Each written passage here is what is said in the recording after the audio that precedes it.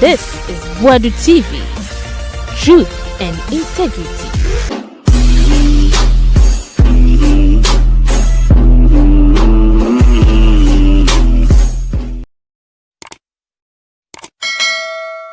Body TV suni yama munyina akwaba na yese eyeteshi nungwa ya to omo plant mu enti munyensuo sisi nsuo ho akwatwe ewoteshi nungwa na adabo yu ansa ye kufado wasade no le no okobon so okobo sheshe give for trousers Bobie Ansah ose drobofo Sampa patem drobofo se NDC anya kwana mama NPP force who are mumbo, so ye MPO, so ye executive force who are mumbono. Send this if one now, Musi who are mumbom, and more Piame campaign will ho. Mamus so. O man ye amam dia mumbom because the war yet Sampa de chese, a Coronian futrum qua. We are a feedium. Our more doing two galaxy. In fact, economy does say a quay. Oh, kuye reset no kuye mahama ye dwuma no atofo se no mu ye dwuma no bibiara din what a kwewu asem no kwewu na chese ho nyu yo onye izo nyina full details wa entity where Teshinungwafo struggle with water. It's high time I said Teshinungwafo etu omo gumontre so. You can't live in a city and struggle with water. Yanka say NDC for na aye because knowing the problems no enema NDC desalination plant ema womo. Issues no are so dear to the heart of NDC.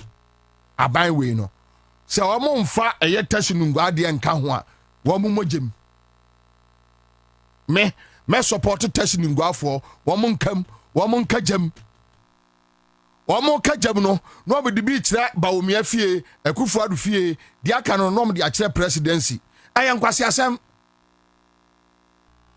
asem say NDC ayensuo amankrofo one MPP aban amedum desalination plant no say ebia enyo omu basis a omu di dum plant no ene say your friend say funds for that project no budget no ebroso and some investigations so some whatever kwame Google share you will see ade we yen nyina ade tikroma you understand one more ambie bio and this by minim senka be omo priority Odipakura would deny Teshinungwafo saade no they should deal with the person Okoboy anya one na Okoboy MP no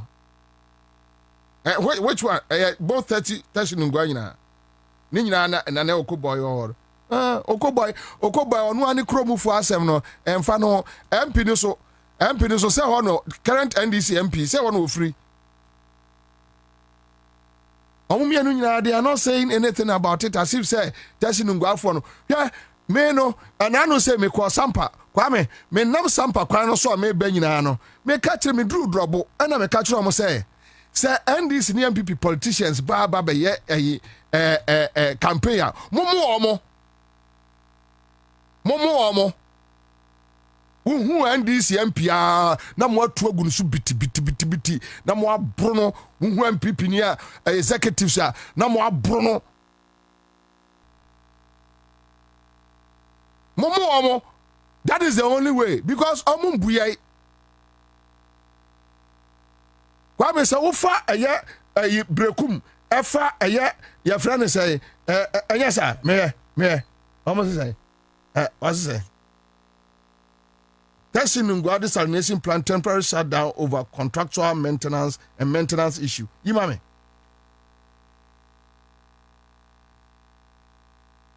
Asa me free Sampa aba. Oh, kwame kokwa suma ayi erkaje ekrum. Sampa kuro no mu dia omutim futuro mu o. Omudi mfuturo Sampa kuro no. Mfuturo no omudi. And I asked myself, enti mo ko akonya ho sa aye den. Mutim futuro mo ko akonya ho. O de ye den. Utim futuro mo ko akonya ho. O de ye den. Me free wa meba. Me free wa meba. Me drew Drobo. Me catch me ne Drobo for boys bi share. And I'm see NDC MPP for bar. Until some be ex akwai we no. Send this MPP bar be campaign. Mo. Send this aban 8 million kwai we so a MPP ni bia obese MPP atare wo ekroma. Mo bu papa. Send this antimi anya ani omumienu nyina mo bia nsuo ma campaign. It's so simple. How can you spend money? Now they are total flags.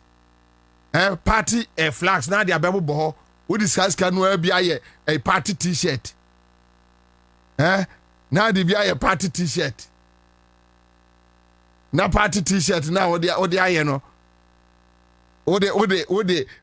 How?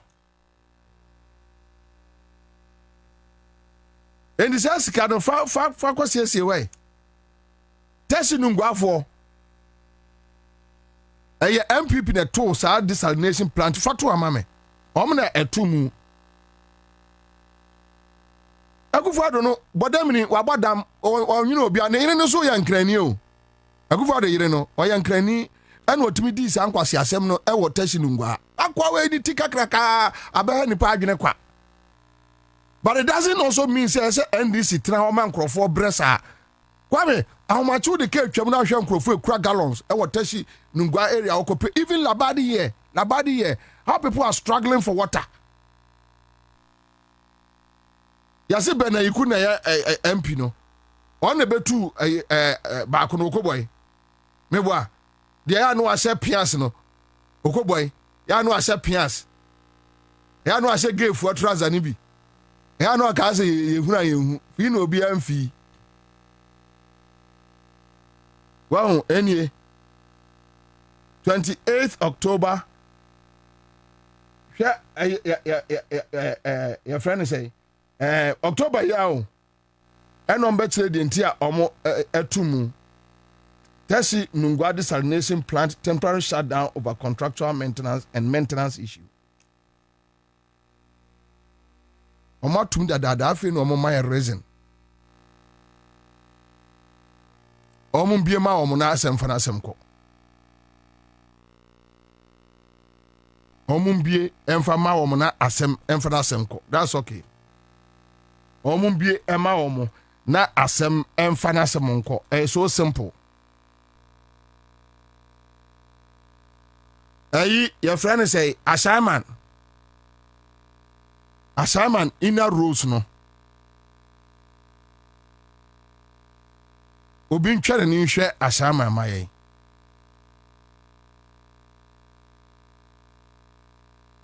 Ya no de medbetu NDC kwa no. Yese akufado yire no onya ga ofi pram. Difference be na o pram for ne gas mu. Unim. Okay. Omo enkwahwe assignment. When the people are so faithful to you, it's just so fair and so right. So also be faithful to them. Assignment jina NDC achi over the years. And as NDC show faith kakra. Ashama inner roots and wash it. And yet the papa. Me pacho, quick one. So maybe 10 minutes. Right? Talk about your community to me. Tell me your community. Say Pokiasi Road no akosi say mo fa no mon kan say me fa wa che. Try God say Bobie for talking about Ashaman inner city. Rose, this afternoon I say God bless you back.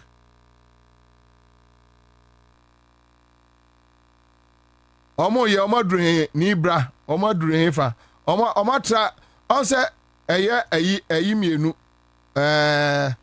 I think say it's either overhead or from if anything Ofanko no one say joint. So easy when I could see maybe by a joint into no to me fix it that one. I want to be a bank in some in some the munju Omun some Bamugusuye. And so from Sape Mani Elko do Bobie Ansah. Oh, sir. And you come on him. Construction that's yeah, asphalt naba. Asphalt in Juhoye. Because overhead there was someone to me overheads ni interchanges there was someone to me and cover up. Okay, but it take shape. Yeah, take shape. And almost start asphalt nibi. Yeah, from Pokwasi to Amasama, the asphalt in there that's so. And they don't mind fix it. Oh, sir. And from Pokwasi to Amasama, they don't mind asphalt. Both sides. 6 million Ghana cedis. 6 million Ghana cedis. Mebwa. Aha. And I'm say various assemblies. MPP for bedi $1 million per constituency. Omon kro for say omodi. Ya mprema obia enni sika jomama no de beko. No kira nko jomama ekofi obi di asema kwa akwhye no. Omo de beye. Si ejina omo so ano no. Omo de beye. Wa ujiri se 10 months and 11 months no. Oya ndisi ni ntino eni kwase ebusa ndisi hwe no de akotena fie. Ye ndisi fo aye ni abre ne de ye ni abre. Ade ne ake ne nkwase opposition fo. MPP fo omo agimi omo ni chese awu enema ya se omo boso no.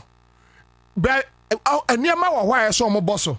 Na wajai akwa ka eye dollar edru 10 cedis ni dokra eye 5 cedis masem. Agimi wo year 17 Ghana cedis per $1. Sata now to dokro still 5 cedis ni 7 cedis. Ene obi eye dollar 10.89 ebroboto 400 450 obenya bi no ajayi ko bisa say anti yes ano dokro no 5 cedis no wajimi at least the ono or $6 kofa enema eba no at least ne ho adwono na nipa MPP ni nu ano se damu se wo mo hye da eco meeting ko chiche jimi o untimi hu adekura ewo mo trim ena mo de enam wiase Samuel Cranton say Winneba Road through Sword Road to Nsaba. Oh, but you know the so mo ye Winneba and Sword Road no. Yeah. And I'm aware. Samuel, but ebi akwa wache check here. Bobie, where is the AMA mayor? Let him understand that the traders have taken over all the roads in Accra Central, including the pavement. Even the central police station hasn't been spared. But enkani asem you know. Me no eyelendo kru na eso omo yire no anase AMA na eso omo yire wo mo. Who is in charge?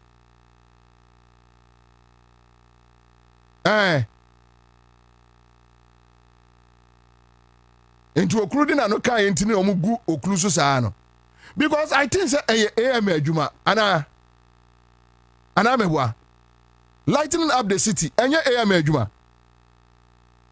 Na no ma ja AMA boss no AMA boss no oye hwan or dey say ya mpa adwuma din bia o moma adwuma no enye efo emanipa kwa me sesi ametuwe me nkokora bomu ana mewei energy no ana first pa no ye nisa energy ni bi ebedu 2028 na enipa bago se di aka ye ne emoso ya Michael Pakpo Alote I don't know more cut to say ayelendo kunu kwa Abdullahi Shaban say Commander Sofu line there is no single light on the entire interchange stretch. Can you imagine?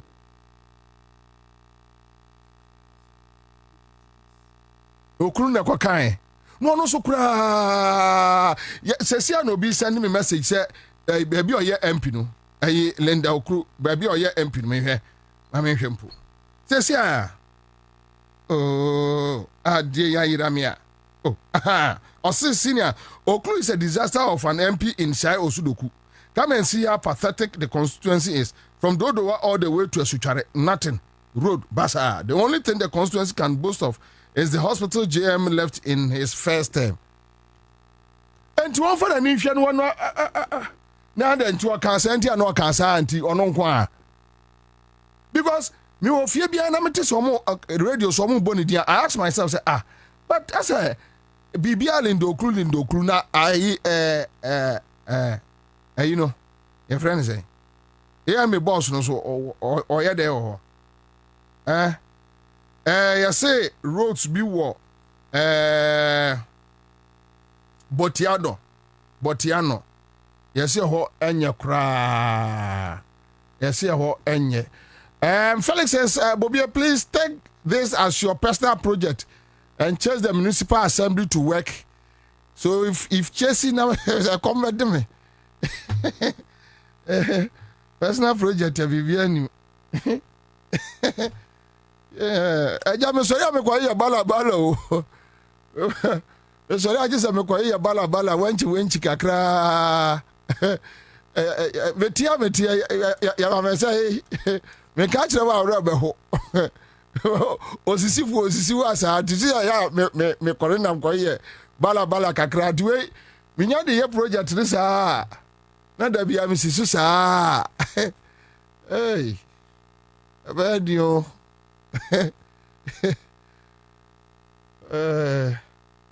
ujina okra ya cheja rani ho yanka o se una o ya adwuma no tie de bi tu hwe obno mo na mfo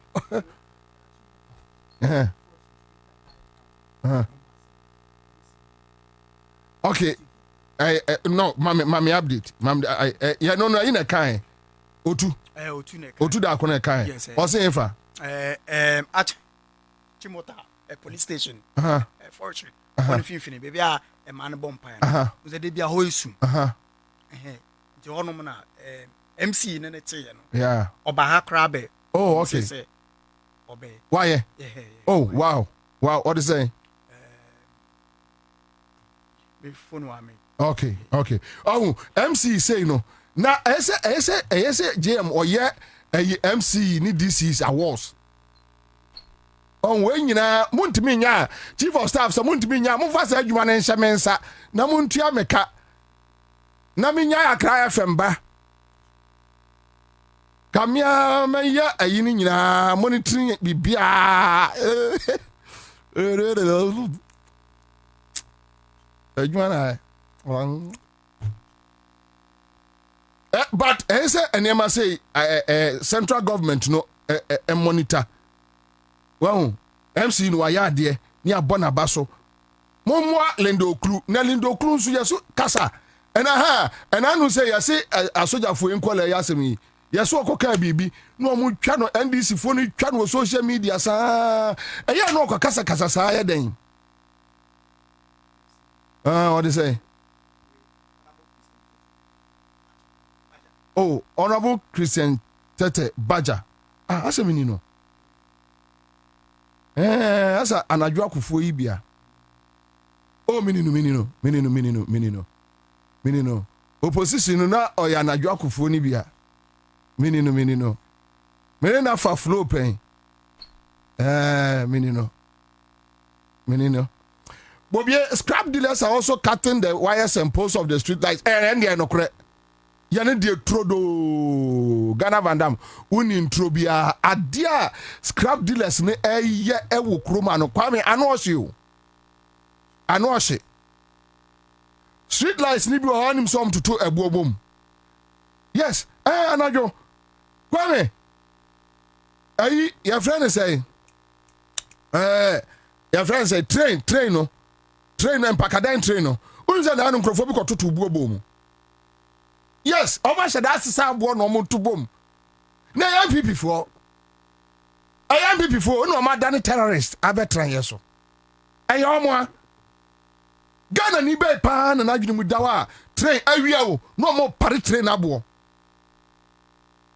Kwa be nya some serio ehu entimi kra street lights no na mesi omo ya on say omo ya omo timi de ayi bi ekata ho saa na ese nkantan bi to protect it.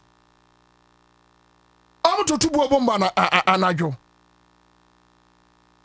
Enyo train kwa na ɔpare train abo wɔpɛkyɛ so ɔpaapae nhwehwɛ no sɛ train no bɛ movie ɛwɔ NDC apɛn so de train nyina NPP fo yɛ saa nkurɔfoɔ wei no yɛka wɔn asɛm a na nkurɔfoɔ ɛde ayɛ sɛdeɛ ebi na Kwame Wusiri wɔn mu a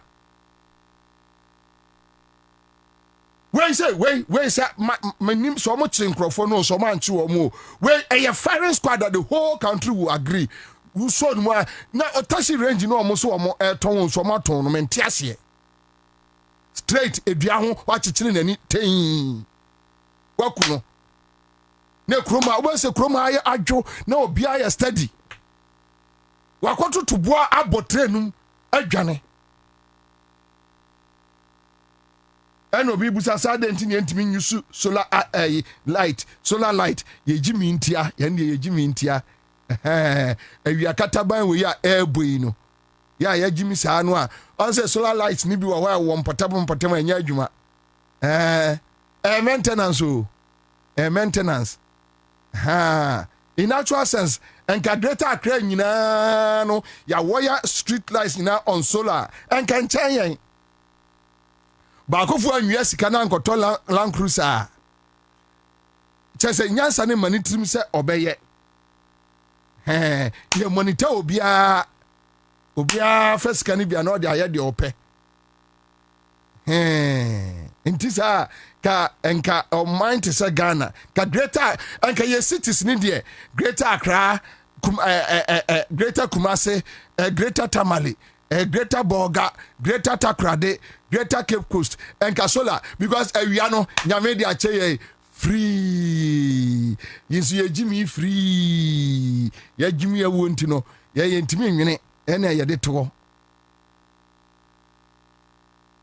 Ye Jimmy a ye did to go. Come. I hosem. Now so, say, I make us say, you will be quite energy ministry. You will be kwa ha sɛ woso bɛyɛ ade papa a yɛwɔ gang bi wɔ hɔ a ɔmo bɛku ato atwene kwa yɛsɛ ɛyitɛmapɔt nyinaa ɔmo kum kurɔfoɔ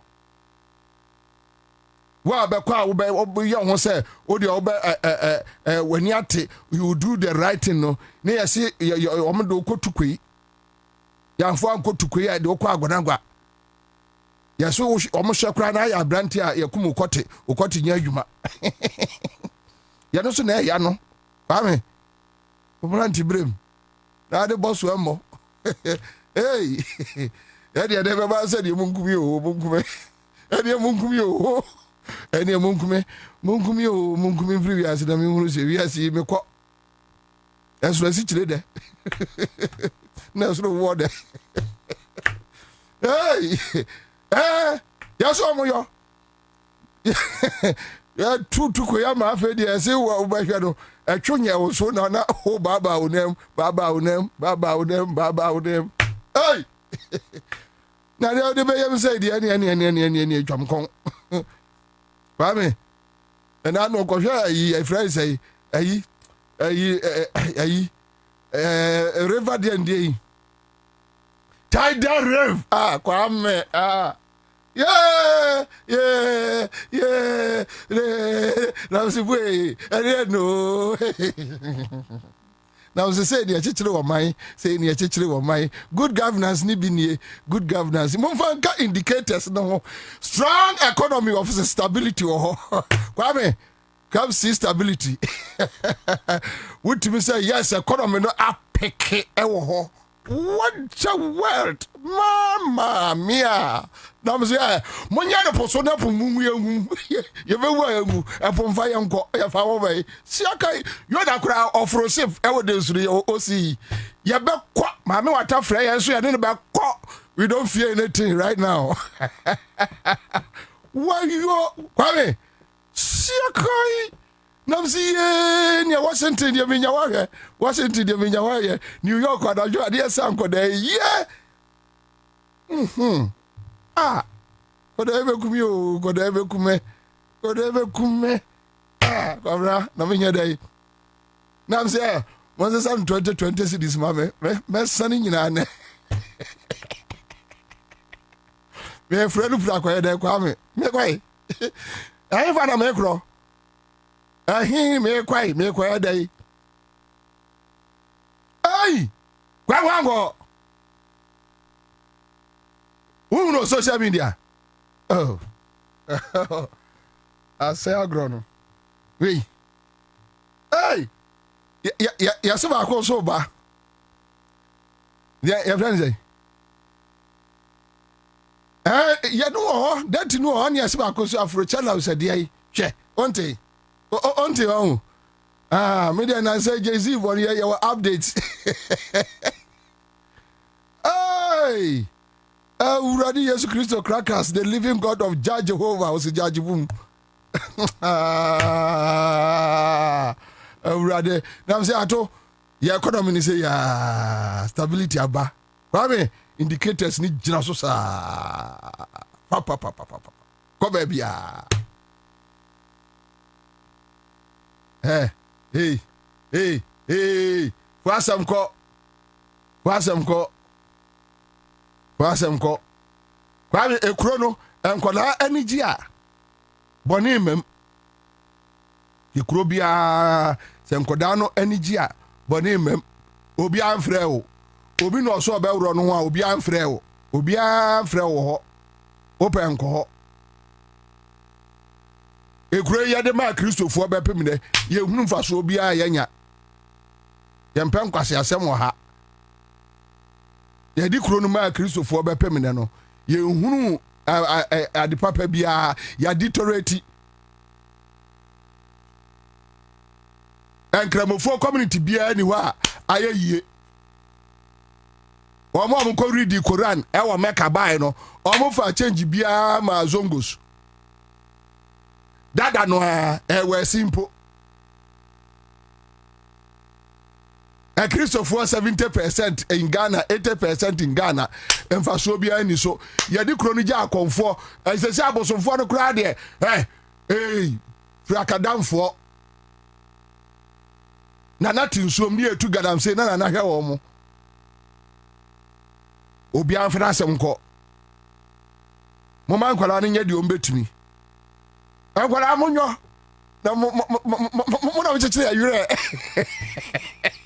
Mona wuchechire ya yure. Ya yure ho a. Ene si ya de damo nsaso ni. Ai Kwame, na mse se papa mpani fo ye from baby. Ewo ayi da se. Program no. Hwe papa mpani mu pa akola tiam from baby, can we go? Let's go. I'm saying that's rabbit. I was yeah. Hey. Enyenye. Mama nkola nya de omo ye. Mama nkola nya de omo ye. Obi amfra wo ho. Emma ho. Emma ye hwe. Ade achi e kwa me obi fo ayira. Obi ba ade ayira. Obi ankoma afie. Obi obi anya free. Si ya di kronu sha kohwefo ansa na be ya ye de be hye wo monsa. So simple. Ya di kronu sha kohwefo ansa ene be mo man we ayeyi a. Ya de sha Danka Williams no nsa be pem ne no. Krono no omo boyen, ene omo no omo yire no omo ma. Ene omo negotiate akronfo, omo no omo negotiate ma akronfo. Aban we ba omo ne kosere.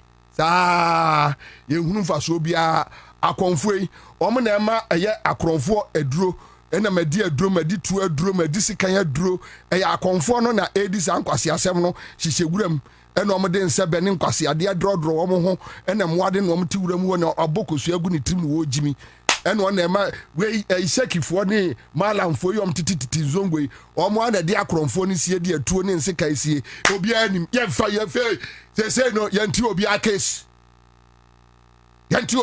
okroma ya di kroni sha akohwefo nsa na so man ni be ye ya ya de be sha akohwefo uni se akohwini bia nim life onimade efe so akohwini bia nim ade efe onim car efe onim nkanea onim street efe onim lord kwa efe onim daya efe akohwini bia nim atare efe onim aduane papa di onim watch papa bo aha ti ya de kroni sha akohwefo nsa no mbetria ya adwuma aboa na so man ni betria tumpon a obi afokum edura nadwo a ya wuro ya ho edura nadwo a trumutia kwaso true of us na free ahomachin ya tete nsem bia free eye kwa himfie obu ayimfie nana obu abene fachame na ya ba asema oh asem dada ko hime da sepe kwa mo Japan and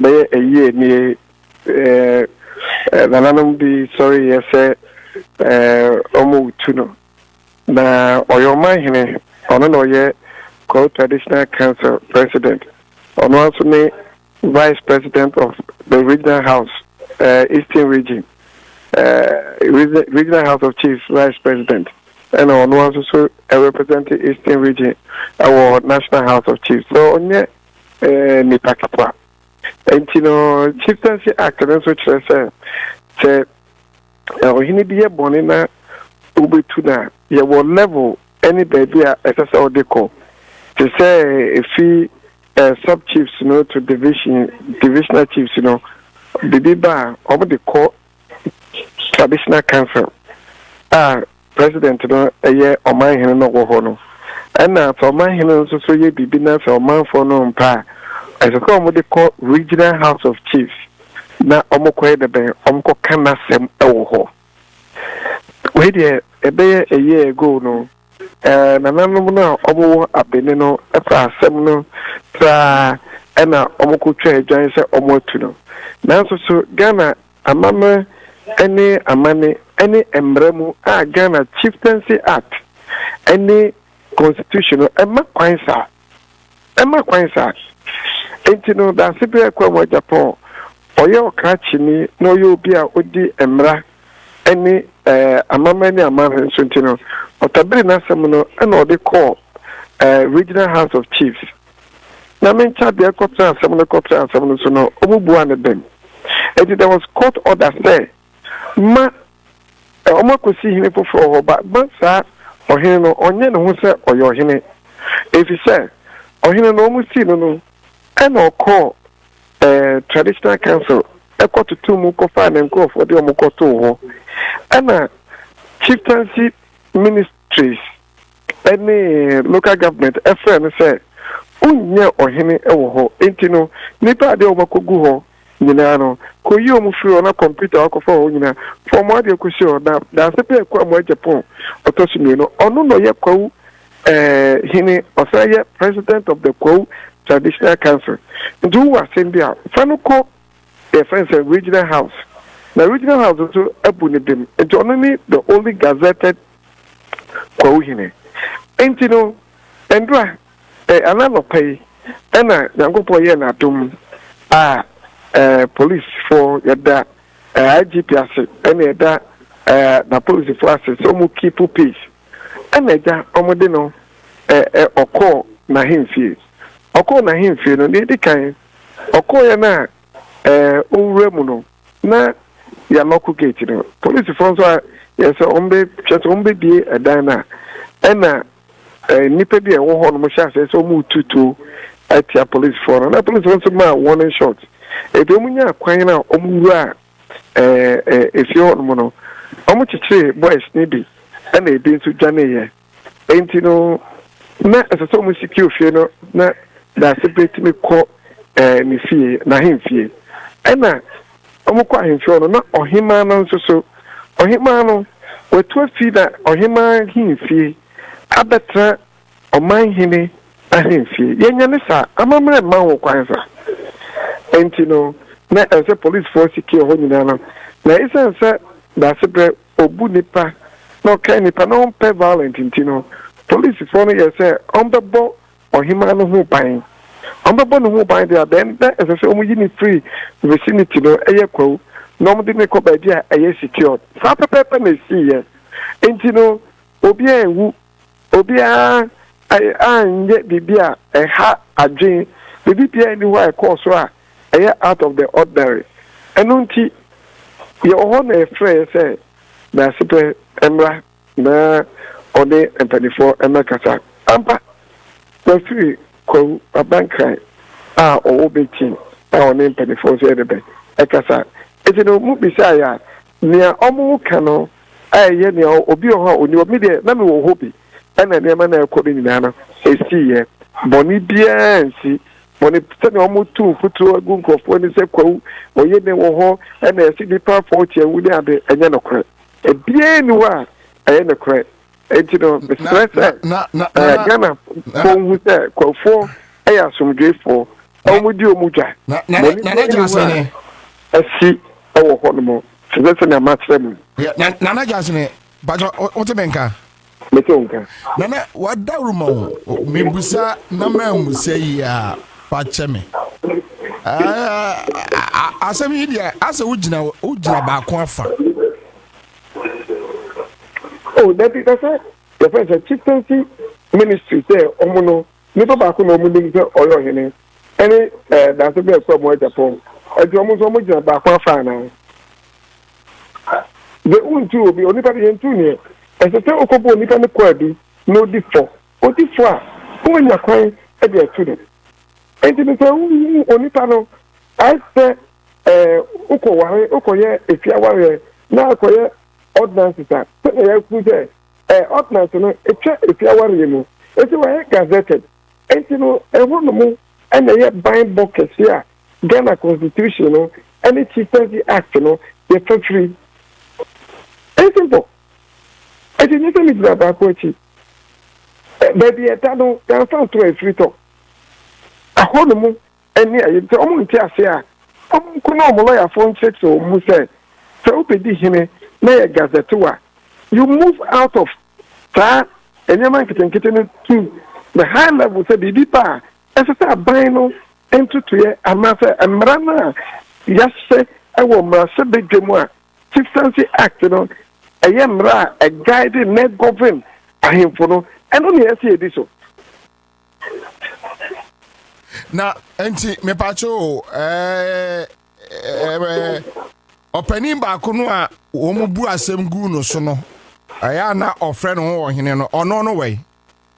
Oh, no. There's a more video be a speculative. May not be new, about who video be said. Also, the police report the neighbor, your friend is saying, and some of the neighbor headquarters. I'm a veteran, I know them. And you know, I'm waiting to talk, Uncle and see. Naima, so way, Naima there, almost board the word, almost protecting. If you say Naima, there will be actually an answer or be about it. Tanya, report, they put a spin on it, say. Or almost kidnap Obian kidnap Uncle Debo Obia police Panka from Ghana police headquarters and a buyer the year said Jumano. And yet Obi who Yakron and a people will be no compare police in Tadia Session or more canon or more Cassania Beya on the 2 foot to a group of 4 year more Cassa Abia or ye may be number and yes, and yen no credit. Na Mepacho, Nana, Ona Ejasa hine, Nahima, what friend on an Akasa. Oh, Nana, this I'm a new cassette, and I make sure say, Nahima, my back police headquarters. I'm almost more, I had a Ejano Amanaco.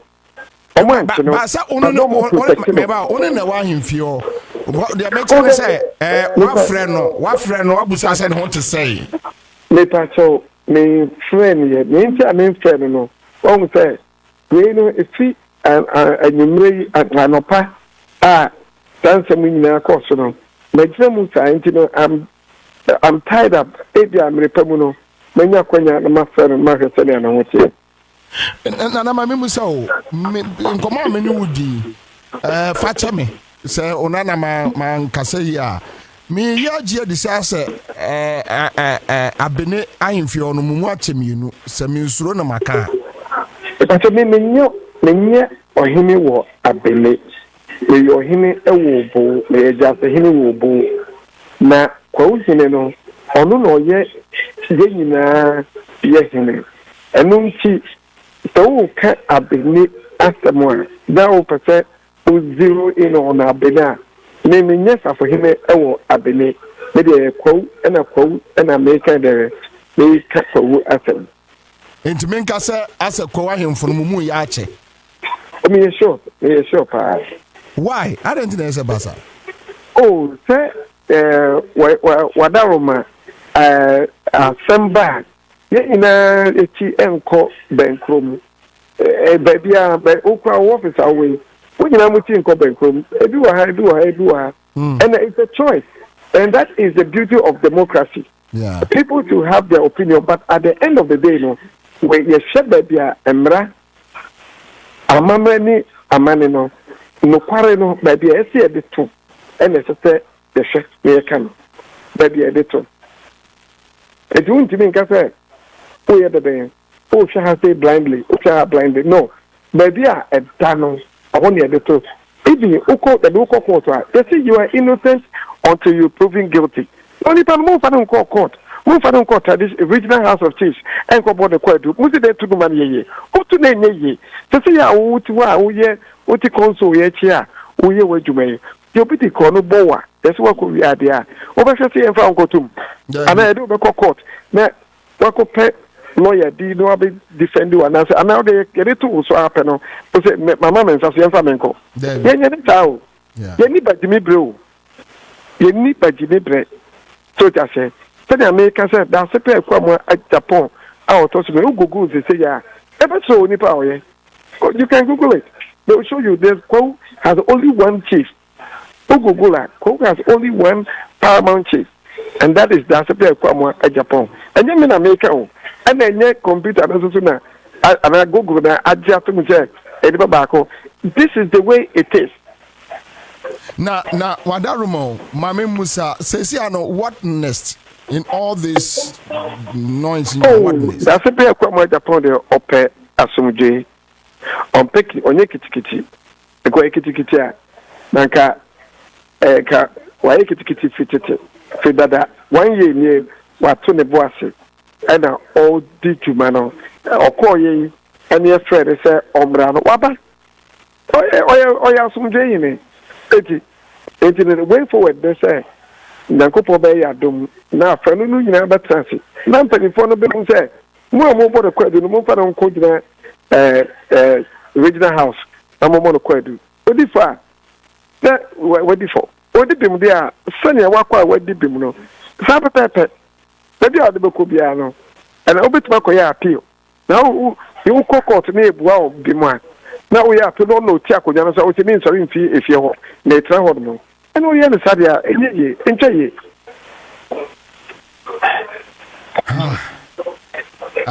nana megidi se wasma wa aretitre se wa kanche yinsom sa se kwa umonten so ye din obia ye na djuma bibia ye kama let us send you pictures nankasa mi chaye ese obia nsa enti ye obia moja bia nhwegu ye manyane ntiese ese nipa 40 da wu enye no kreda kwafo enye yesuba no eti moja bia ni kwa ahwegu ena obi ni wa obi eku obi ni ade enye no kre na mo na nka minya ya nanka police for nipa no mo grant interview say nipa 40 ewu no omo cause fear and panic in society omo say they should bring them to book na onimbi omo yesa na onimbi oh say omo di o omo grant say na ma grant interview ma bo mi dey you say na tira kwa obewu no yeah you are right you are right Yati nana ye de onana no ye wa chire ye srese mo manu nye boko bibia ye boko adia ye hia no de aka ne de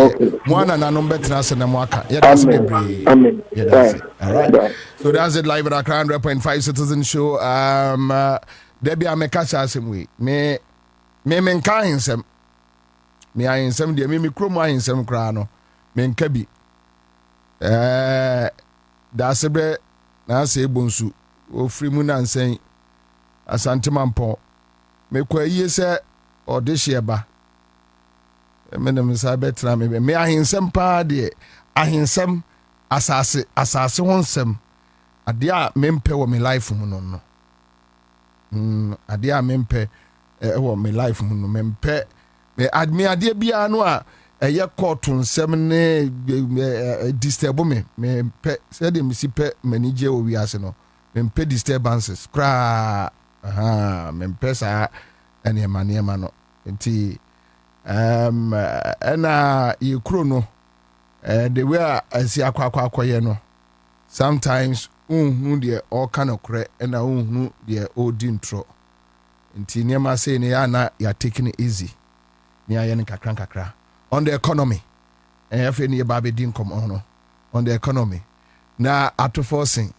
wabusa Ami Adam asema meye me de Ami Adam say omakwa jiska bebre eno mo di aba be yire Bank of Ghana ena Bank of Ghana so ayire ne to pempene ena okura dollar no na sade sika o ma pompe no tiu Ghana for Ami Adam MPP was sika o mo apompe atoforcing no apompe ewura Bank of Ghana no enke ese dollar no kura ba 8 cedis enke ni kwa ese eye 10 endi se na munimiye eye amubetimi aya amana ba eye 8 cedis no ena na ye to dollar 17 cedis 18 cedis we nyina what is this what is this what is that we nyina ase na say endi se na atoforcing busa senti wunimiye ena mo anye kire se na mo ahyeda wako bobo sia ni video aba beto eye kenke ene wache party edi eni sika na ade to party edi ye no wode yire Bank of Ghana ne pampe ma adwadi fotimi enya cedi ni dollar no stabilize ya enkomo mpe wanye obi ya na ogina nchen na ototo abo ko park no so se twia kai nka we di enke se ba ACDs woni se de ezi ba ACDs ene mfie nwotwe na yete ho ene yedi abobo na mo akote eye 40 member committee nipa aduanan nipa 40 adwuma wei atoforcing ne samejamfi ene Bank of Ghana esiama enkoa ene omo ye adwuma wei kwame atoforcing or deputy baako meboa ayi ampem nyako tiemfa nse nipa 9 ene omo kyereka so nipa 9 o ene omo pem so saa mo kote 40 member committee nipa aduanan mako 40 ebi ya professors ebi ya doctors ebi ya D&D ebi ya katribuntis ebi ya tatamiatas ebi ya friends tatamiantanchi ananse ebi ya say nipa 40 kura dukat I magana obi di about 10 was a chiakai enka say di enka emra 8 and woni mate here and ani appear to say in dealing with this issue no you be fan no in no has the economy recovered as a freight forwarder? I am not sure. Is the economy on its way to recover? Yes. As an importer, has the economy fully recovered? I don't think so. Is it on its way to recovery? Yes. Because as a freight forwarder, no, the dollar, the exchange rate has a lot to do with how much commodities come in, how much they sell for, and how much we clear them. In that a baby you know, now a ba say a toma ne born eco form MOB bito. An example is the 5-liter gallon oil. Just around December, they turn almost 1,000 cedis. Mm-hmm. But now they turn about 550. Maybe cry a 500. It may be less than that. You know, obviously, the stability of the currency, the stability of the exchange rate, yes, the economy is on its way to recovery. That is for me as an importer. For me as a freight forwarder, my client at the car back, not only car no 120,000 cedis. Not in there no client not 78,000 cedis. Yes, there's an improvement. Yes, there is some sort of stability. Ebuama omomode nyoma bano are able to plan and plan properly. And yes, the economy it's on its way to recovery, but the economy hasn't recovered. So and recover where are the loopholes? Where are the shortfalls? Okay. Bobie Ansah, a very good example of some of the loopholes that you work using your declaration sheets. There are some level of there are some level of taxes. Me group Transport Forum, me serving as a vice president over the years, and me being a freight forwarder under Ghana Institute of Freight Forwarders. Ye pushy say you may be why and send fantastic a declaration. So once those things are done, I can comfortably say that the day I kick up on the day, them say ye do be also ye do. Let me give you a very clear example. Me Toyota, Hyundai Texan, right? The Hyundai Texan, the duty itself, the duty component of the Hyundai Texan is 17,281 cedis. 17,281. Now, UBJD say the VAT component on the duty itself is 16,000 cedis. Just the VAT component. How do we say that VAT no? Imagine say a duty in 17,000. Now you put everything together and we tell with total duty of 45,000. And need more 17,000, every 45,000, and then you realize that there is an excess of 30,000 cedis. 28,000 cedis are duties in Kwan, taxes in Kwan. So we duty nankasa 17,000. If the total duty would say 45, you are having 28,000 or more plus as taxes. Some of the taxes are mean deemed also it's not a books so. The big to say ECOWAS levy. Why do we need ECOWAS levy when we have African Union import levy? After the African economic zone is in Ghana. It is headquarters here in Ghana. So why will I have to pay for ECOWAS? That means saying here for African Union import levy. And no, fee buy. Why will I have to pay for inspection fee? Whilst at the same time, the meet here for processing fee. At the same time, meet here for network charge. Who is in charge of the network? ICOMS. Who is in charge of our processing? ICOMS. Who is in charge of our inspections? ICOMS. So how is it that the same body doing the same job? There are three different charges. And at the same network charge, your network charge VAT, your network COVID-19 levy, your network charge NHIL, and so you say one network charger, a year get fund, the same network charge. These are taxes that you GDP are buying a share, also to me a free so. And another part, a disinfecting fee. Mr. Containers are ever Ghana. The over 8 billion containers that are coming into this country, it doesn't belong to the government. It belongs to individual shipping lines. At then, there was a Ghana buying, but also Ojisika so the disinfecting. At the Ghana buying there. We are paying freight to shipping lines. We are paying local handling charges to them. Are they not supposed to be responsible for disinfecting it? Are they not the Ministry of Health? They just say you want the bomb also. Why should it be Ministry of Health for Juma? Apart from that, there are other charges. Be what? Yes. This one withholding tax, 1% on import tax, withholding tax on import 1%. What is the real difference between that and the special import levy? Aden na yintumi enye yensheda engroup taxes in such a way a bomb ejubedi cost fefe. Okay, so Ora Amponsa. Yes sir.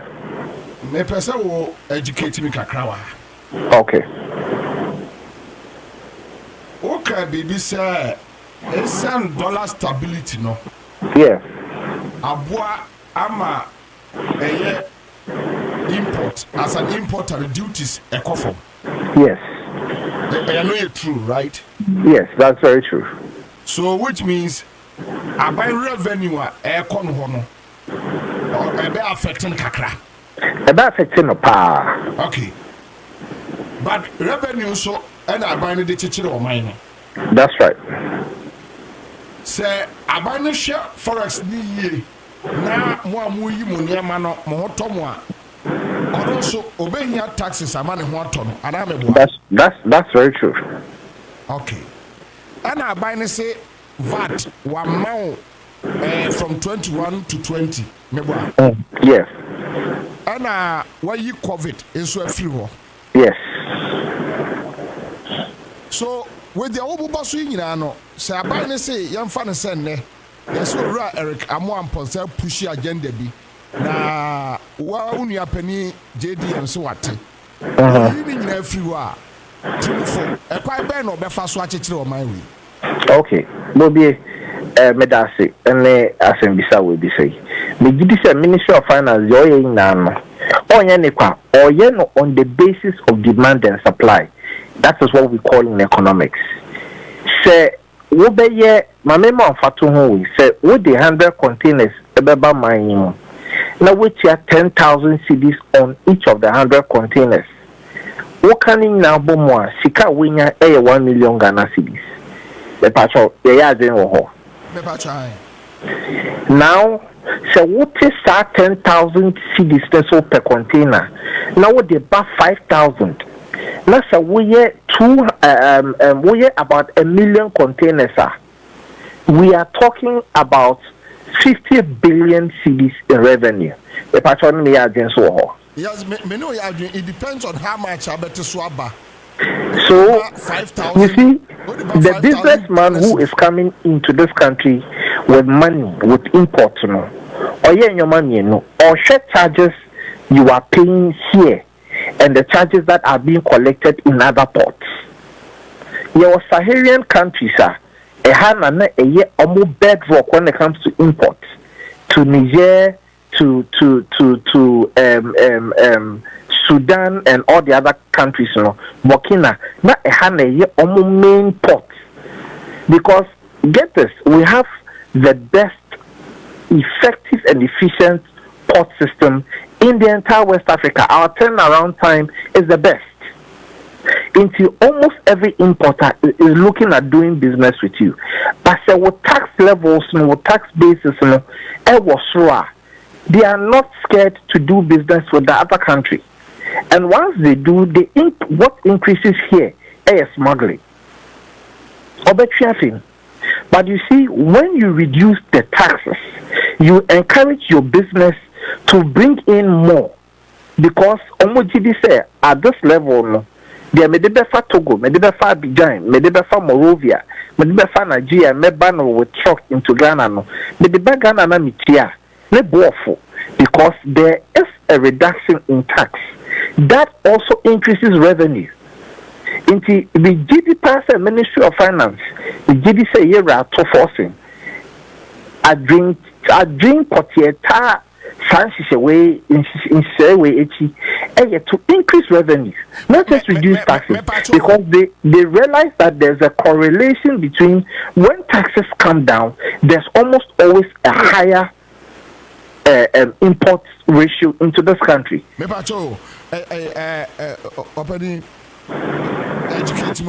Togo free port, right? Togo any free port. That is the misconception we have. Okay. Togo handling of their ports quite different from ours. The reason why people call Togo free port, say what they know. In our case, you have to pay everything before they leave the port. You pay all your taxes. You pay BBA as a normal free port. What Togo has is for automobile, large parks which is owned both by government and private individual. In Yomano, every baby, if you are Togo, you are not under any obligation. So we bet you have full duty, full taxes, and Sakano APA Ako Garage. So what people do is when it comes, some amount, some negligible amount, to help them transport the goods from their bedside in your baby ships into the terminals that are provided by the state. Once you are ready to clear, you go in there and you pay your duty and pay rent. In Togo, in its actual fact, and yet totally a free port. Okay, so but at least almost system no, yeah, a little bit favorable, yes. Tell me, with Togo system, no, how far and when it comes to import and exports? I need statistics though, and I think I told your brother Accra FM the last time, say Transport Forum. If we have embarked on a research, hopefully by end of this month, okay. Results, what we've gained, the knowledge we've gained from the research we are doing, we'll publish it. Because starting for the past, I think the past 10 years to date, you would realize that over the years, especially in the past 4-5 years, Togo's ports and Abidjan were way busier on the West African coast than Ghana and in Nigeria because our taxes wasn't favorable. So almost it got to a time in this past 5 years, the Sahelian countries were not dealing with Ghana. Everything of theirs was going through Abidjan and Togo. They totally forgot about the existence of Ghana. But due to the policies shift and the stability of the currency, now you find especially Burkina Faso doing a lot of trade with us. There's some level of bilateral relationship between Burkina Faso and my port are busy. Once this research we have done is out, Bobie, you would get to understand what we have lost as a country, the possibility of what we can gain, and how we can manage our ports to bring us more revenue than we have now. I see. This is very interesting. A very interesting conversation, and I wish we can use the whole week to discuss this. You are pushing a theory that I think will be very interesting. Yes, sir. I'll definitely let my producer get back to you on this matter. Okay, Bobie. Always available for you. Sure. All right. Thank you so much. Bye. Live on Accra 100.5 Citizen Show. Back to the studio. Honorable Mahdi Muhammad Jibril, Deputy Director of Elections, NDC is here. Chama Akwaba. Commander. Boko Ode. Boko. Bibia Boko.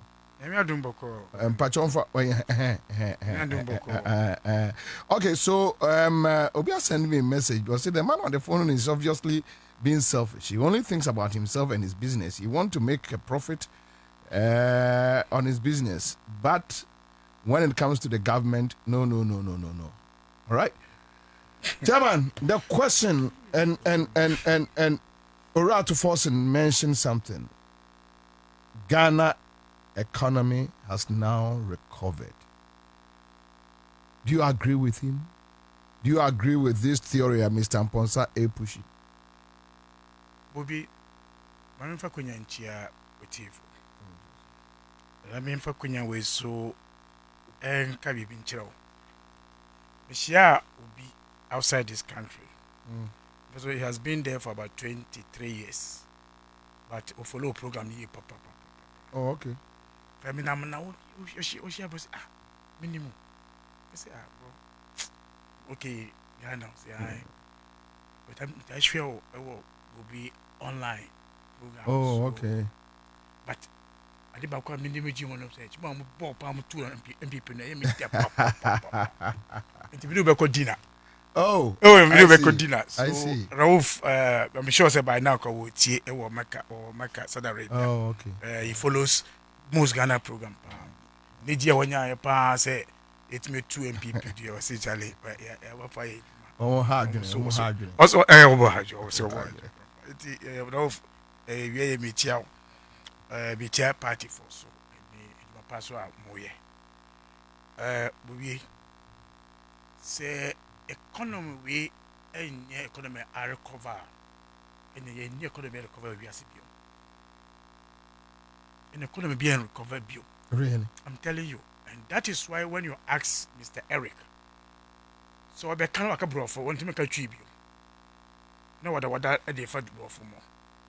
They can say economy way is on this way to recover. Eco Chrome be recover.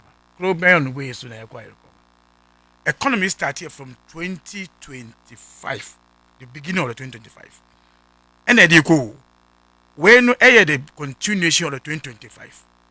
This is the economy amount for a car say a artificial. Uncle Siaga. Uncle Siaga. Now you could do 2026 budget now. And a be ya say, says I say you sika, ye car. That demands me ba, ye in Sika Capone project be on my view. Now about ebe kind budget for 2026. You see, yes, Capo will be a ewa. Now recover, I'm from Benes Cano. So discipline one for discipline and 2 more. Then can there Sika Ben Ebrasi project ever 2026 your confidence even. But maybe the discipline is different from businesses. Oh dear. And no, he is talking as a businessman. Maybe on one can catch that say freight forward. On one can catch that say.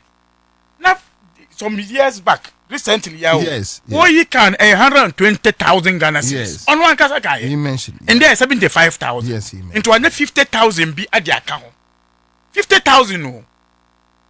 Nanka by now, or the 50,000 was a car 5. I had 200,000, not 250,000 on here, and so it car 5 no.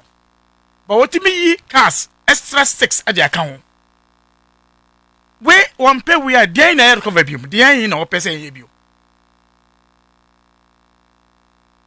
So I'm cannibal. Maybe I can't bonnet. Maybe I can't say, okay, can't say, who say, that's why when you ask him, say, yet my stability about dollar no more. Sabwa, see, I ain't. Or not, I can say other parties, you know, I ain't busy. But I say, stability about $1 no more, no, I'm not traffic about. Yes. So it means it's not the taxes alone. What's it say traffic in Abba? It's about what's traffic in Abba now the brother can say bilateral be. $1 no amount for a bar. Dollar no base side there, side a year we know. A man yaman Abba from to go get it better. And the economy and you no one inside go. Ah, you no catch I say and why to oil la to. Na 1,200. Yes sir. Yeah. Onu like you. Yes. But they say 500. Yeah. Enti commander. Say economy here can say me make it 1,000 and I make it oil. That 1,000. Back home. Gallon. They say make 1,000 and to 2. I'm one economy no. Abua. I'm going to cover economy now me no. I recover. And economy is saying in the be sorry some year last year 2023 2024. Who don't come market o bomb pie say in fact o ma for come smokes e sorry e bomb pie say me kwa me into adimo for the past 1 year what is it to in them people No. they are amount to na abro in amount for year Oh yeah, of course. I abro That the one. amount to amount kisa munte so bia I abro That one I agree. but you are forced to see say when you there economy no be asset like I said discipline ni me ma dollar no agina me di nyama we atutu na ama obia ehu ahia no esi. And that is why today ya kwaye king kan budget ya anti World Bank din wo mu ana wate World Bank din No. what and I go say and no more for say obeka World Bank na obi anti World Bank obi anti African Development Bank one TV bia o was say ne na e wa ha and you see adian kufa do kan ye oye campaign ya tisika so accommodity no ye na ya hu translation no. Yes. Yen na ya hu translate by yan hu de This is the real economic translation of what the word he made. But yen ya hu de ya ntu say ya integrate it is kaso by comedy. But ya dia it is kaso a ya manage you don't need to go anywhere. In fact, nyama ye project ye for 2026 bia no a obi se obi a omo gide say tibie. Omo gide because your first year no nyama di tutu kwan say be ye ama dollar na ejina say your dollar in fact NPP ka say dollar no January to February. In fact, they be do by June na ebe koso. Nyasa mo ka kire. Yeah. Almost June dey ebe koso. Where they are artificial because elections we amount for two kwan. Na amount for say omu two kwan ya. Sika dey be don be koso. And amount for two kwan anko. In fact, November, December, a time amount for $1 we bring. And I only sir. Because that's a time amount for $1. Echo Eddie Quabro check or talk in Yamaba. But at the same time, the dollar crop ever found ever 10 cities, 9 cities. Obviously, specifically, Mr. Eric spoke as importer, not as a consumer advocate. And you crap one, can you say in an air canoe? Who said the Castavoni and they say, and he doesn't need much money to go and then tell baby. But he raised the issue about some of the levies, like ECOWAS levy, inspection fee, a network fee. Do you think we need case? Oh, that be said, we know the what can't nasem. But on one, because some of what kind of the same person said that traffic no call Togo any vehicles. But because of stability of, I know you should have figures we will say taxes went in amount for your journey. But he himself came to tell us, say, the dollar no issue. Because dollar is stable, as he said, no amount for ever. Because you need these taxes to manage the other things. You need those taxes. Like I said, a dear hard COVID, free mo. This is what for every importer say, when you COVID living in free mo. It's say you COVID free mo. Yeah, share a friend say VAT no crap 21%. Is there what they call 20%? Where idea you are moving towards economy no confident. You say my recover economy no is there. But now you need to now sustain and improve it. Commander, I don't want to say $1 no embre 80 and NPP for you say nanka omo da omo abe mu a say nanka $10 a system no mo. Sa na ya nanka dollar be AC this no. No be say and then now don't ba obi e ya brody be. Especially a friend say Amin Adam. I think that excuse me to say. Honorable call. Odi jama ye. Odi abibo ba bia waduru say. No. What wrong? What you know be say? My yanyo. The red company no almost still more na. Em say ya red no omu fie. Omu fie. Oh, because say that ye disika intervention etu mu no. Say omu na mu yanke dollar be 180. Mu ye bi e na dollar cost 17 Ghana cedis. Cedi ne cost 17. Na mu ye wo. Abuka mu transfer Bank of Ghana. Na Bank of Ghana sika di egumu. Still munti man sustain bi. Obu ya mo say man ka mo ya 8 cedis. Babu so mu ka kire say ba dollar be 25 Ghana cedis. Anyansa na mo ka kire. Nti so the projection you gave her because you are more ye nim bibia no. Enu ka po e di ye 8 cedis do. We didn't get any immediate system more. And I don't make almost zero. It red no at times red no. Commander red no. Red no. Red no. Yeah, shady. Company ni boomi. Boomi on some anger. Boomi on stand. That is why but we bet make I say on all bagana all ban all bano. Na mumu companies na 17,000. But we na 90,000 more creative jobs. Wait to be say red no also. So, economy there will be a better say recovery no one a could do no, and that I feel it is for us now how to get to manage it because I have not heard anybody actually say it been a shortfall. For the time the dollar is at a form no, I'm going to say we better car NTP Kenya ada na dollar na ko jina be ejina na manage no, and that's what they told us. The president told us, say, we work within 10 cities, 12 cities. 10 cities, 12. But because we believe in discipline, because it means we're not forest from the gold border, 1682 or no, we'll get there. Today, projects are in trouble. I can say, traffic are air Burkina Faso in terms of ports. And they are quite a roads. Once our road system are strong, better, traffic is a view. I see. Because you know, let's just complete this Eastern Corridor Road. Commander, you see the movement among for fast toward that road. First, who took the by red bank cry, it takes us about almost 3 weeks, 1 month on the road from Bimbila to Accra. Yeah. Until recent time, a road didn't start here improve or no. I move at Chapa within a day. They are doing crime. It is their warriors, sir, because the road system, Abua, the economy. Move up Burkina Faso in their roads now, because a big push roads, so no. Especially when God was a way that express road, no. All about of far as just to be. I want to have time say me. Your friend is one of the MPs in Ashanti region,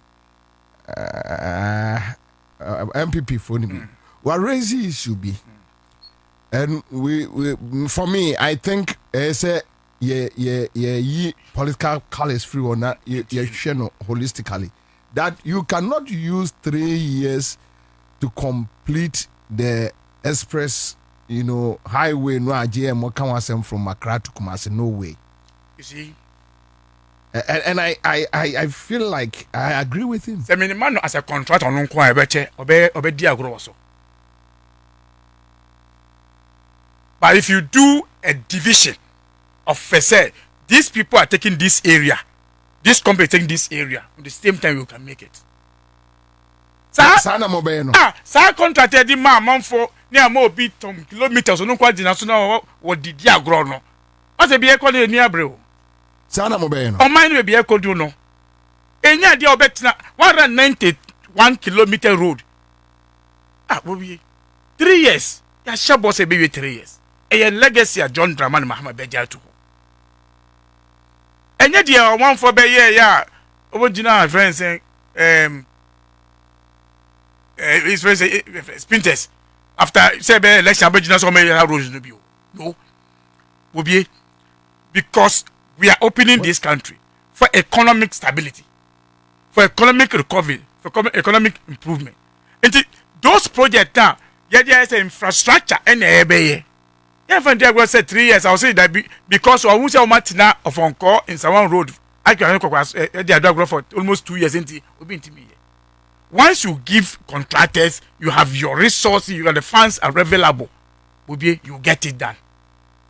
Because we are not doing construction, it's a project. I achieve vote for 2020. Say, I can say, man, to my young committee road, we are competing to make a story, to tell a story about it. And once you have got all these roads, your budget now it focuses on the road infrastructure.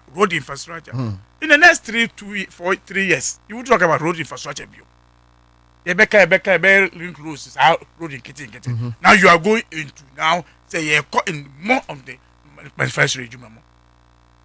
They say light energy, stability in light energy. Yes. That's what you have invested. You can see you have invested, but say Bibia, I block all the loopholes. Yeah. I'm saying the energy sector no. Am I in the manufacturers? Of course, what improvement. So let me do this exercise. Sabaya Enyesebia. I believe say Amemu Enye Shakara. Right? Give me 10 minutes. Let me engage the people out there on the energy sector. Oh, okay. So sorry. I am say Bishop Yaboa. We see. Okay. All right. So I have listener for Germany and now also importer and also TF and also contributed to discussions. Bishop Yaboa is on the line. All right, Bishop. Yeah.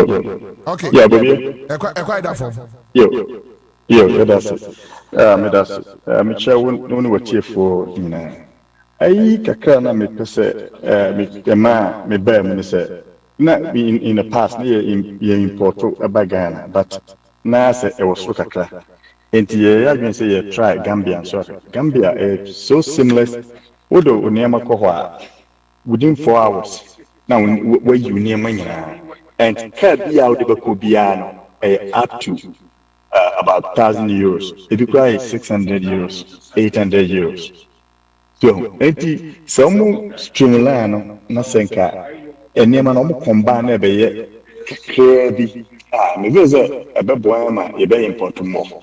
So, and the more you import, I think that we import more, you can make more money dan sɛ yɛbɛ import kakra bi na wagye wɔn kɛse nanka yɛ import mu anaka sɛ yakɔyɛ te sɛ alatafo dwadi so kakra na ama na ayɛ kɛseɛ so that's it but enti ɛno na nam Bishop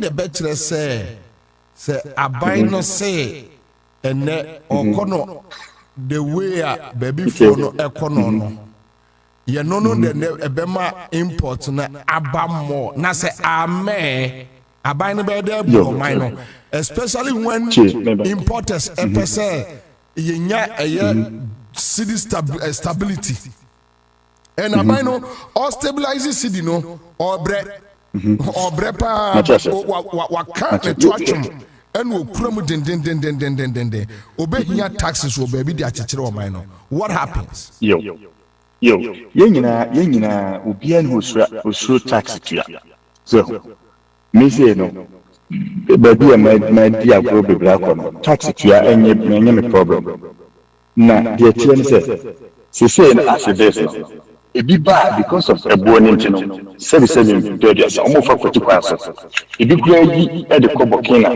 ma to say ebi de kobokina na wasan down ho de aba se eyade a ewo fema eni nyina no aban ne betimi e de ne sa e be ko ne nsem ama obi de because of me de ade ba na me sure say e wo se me tua 5000 na me de kobokina na me tua 4800 it's not there's no need say me de kobokina na masan de aba me tua sa but so every difference na say me tua Ghana me tua 1001 that's me de kobokina na me tua 500 obviously me de kobokina na buy na me savings of 200 Ghana and this will me tua to group so and na ye kasa buy na nye say only taxes nyina nfi okotokoto no that's not what because na wakwa you ni amakura wo di pie kura how are the fem do ha we see this with but baby are making Gambia who are making you what you purely na you ni mama that say you don't pay all these so the cook master dia and was some day na just very be able to be ntini na be kan ho na ma importers aye kaka ama bo no koso eno sa ho ne kaka because Bobie for instance me bet na betoka e Germany $10,000 I mean 10,000 euros me dia pa Ghana o se o benchmark no hwa kind of value eh 20,000 it doesn't really help me first and so almost streamline and as a near de la kwa mo obia ye will say obey am ba de benya etwa so ya okay. All right, that's your view from Germany, Bishop. Yeah, that's baby. Your contribution. All right, so we are back in the studio.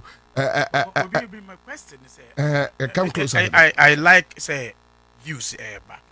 Babu kamu de kaya ko Gambia no. Yeah. Omo ton ho na so mo de be kuma say. I should have asked you. Omo ba na say. Betu. I can say ko Gambia ni tie ba ene de hawk ene be fa ene be si Ghana. On to to obia wo kwan so do be do Ghana. Wait here. Go borders. And you come risk could be higher.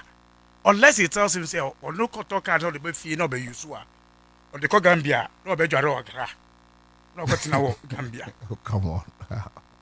No, you see yes we are all looking at say nyama be boa or mine no say be ko enim.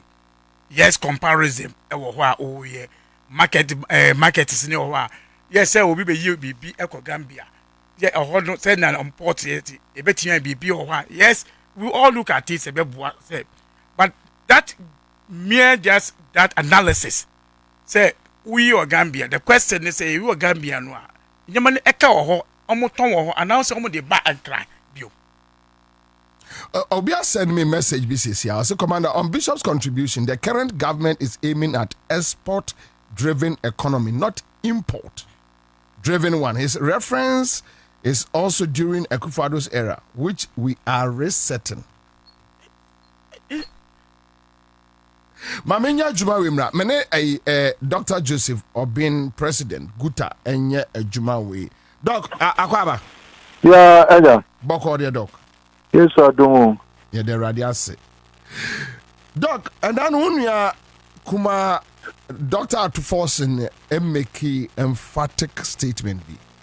Yeah. Ghana economy has now recovered. On any agony. Menene ya dream papa. So we share so later part of 2022. Be do 2023 impo ABC 2024. And what business is cool mo. You jetra a na owen munyamfo ombeso abenye mu na owen munyamfo Atuforsen odini matu akwemu any governor of Bank of Ghana wo mo hye ni yi dey stability and to say abeyen ama yenya city ahode akosro na inflation abafom interest rates is abafom say let's say you sequence so say ye eniemayi na yetimi say taxes ye no ngika na other cost of doing business no bafom next happen na ye ba be tumpon ade aye friend growth ye ba be grow as businesses na ye dey no da no ya tete ye can so be na fe ya sorry be as businesses until for that matter no yes or born home na a year ni so year ni can see even say so we to do the crown na on say dollar no near the benchmark for calculation no ama ye hwan han kaka na ye was success ka akotoni ma wa ma na nso sabi ono so abafom what the ka ewo dollars a wunsu to say the first no what the ka ninka is true what may ye forecast what may ye predictions for your businesses because cano etime dina a stabilizer ma memusa se adwadifo say emu da ho emu ye but you hear people talking about commodity prices. How do we reconcile a economy a recover? Now a good for say a recover. Now so commodity prices a binum problem. And bo I respond positively. One more mukasano me who did tia. One more is a mintus a buapayo say Trimopubi so a month for a year. There will be an prices are never ho. Ye started a few more crampo. Prices are no any prices are now. So ye nimushi kra with the fa ye cable metal electricals cable prices. Nina a sort of bear crab bit make say say 1.5 cable near the J30 Ghana series. And as you see near the J24 Ghana series a percentage reduction here say.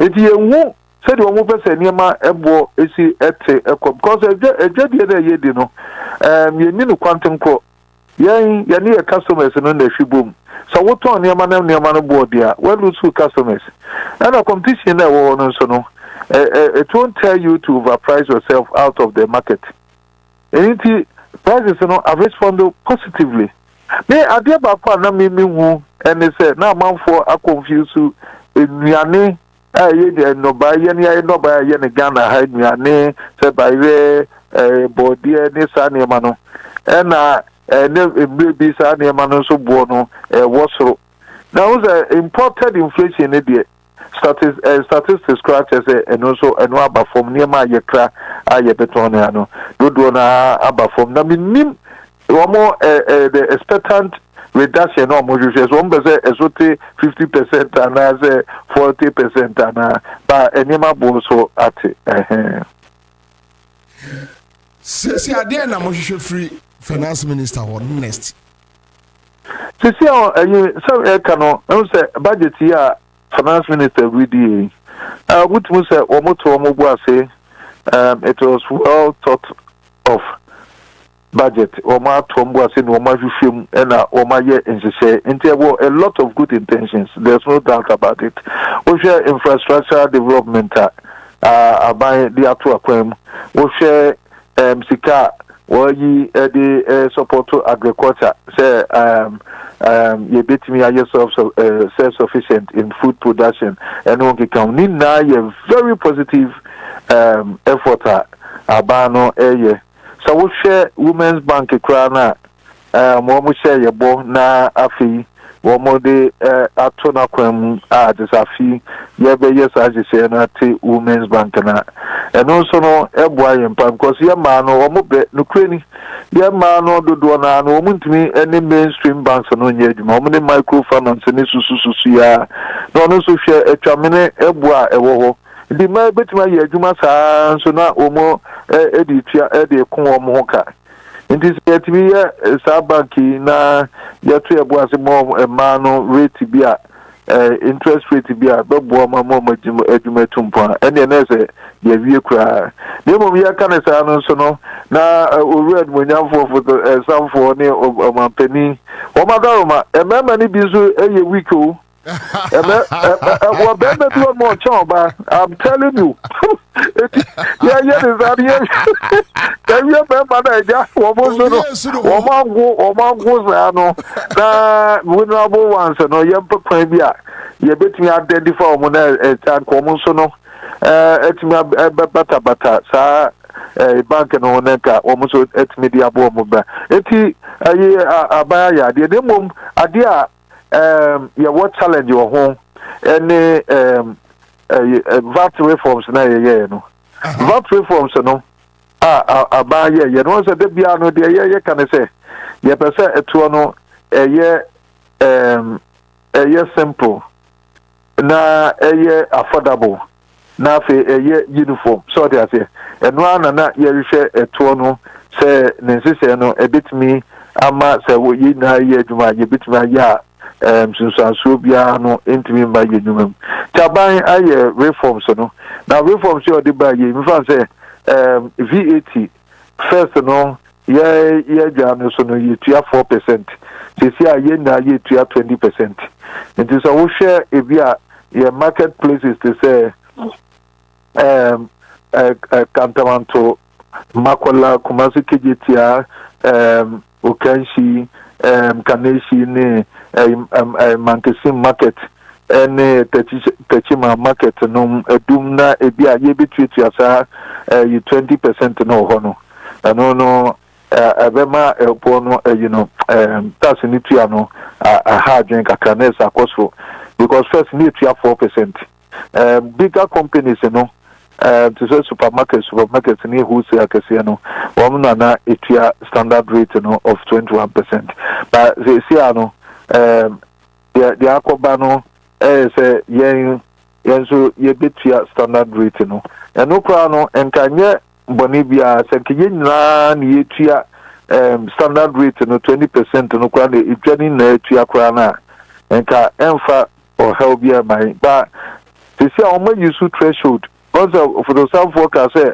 what the threshold no call 750 na say one more sales no and annual turnover no do 750 na rono no one more no na a bit entria V8 no na say be you mo free V8 to animu kra wo mu ntua bie na ye ne so aye de no bro 750,000 no it in same one says obi wodwa no so na we sales average sales a day 2,400 woni akro no ntua etuo bi na efri wo mo ye average sales to a day 2,500 Ghana cedis no wo mo no ebetua tuo ni bi enti na say a segregated market no a check market no ye na ye wo edwa ba akoso e pa to wutie mi obi on the mo ka ye tie ye enti ye na ye wo dwa ba akoso na ebi no ebetua VAT of 20%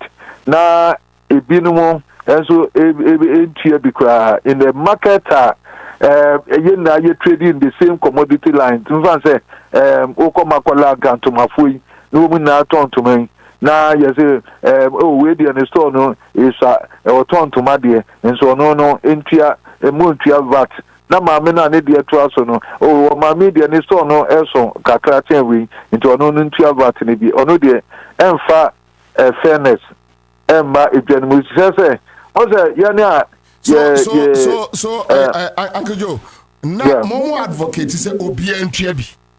Exactly, sir. Enka idea wo mje ni uniform say obi akwantia. Ene na e dey prepare your e dey say uniformity na ye kan no na dey abacha so so what you say.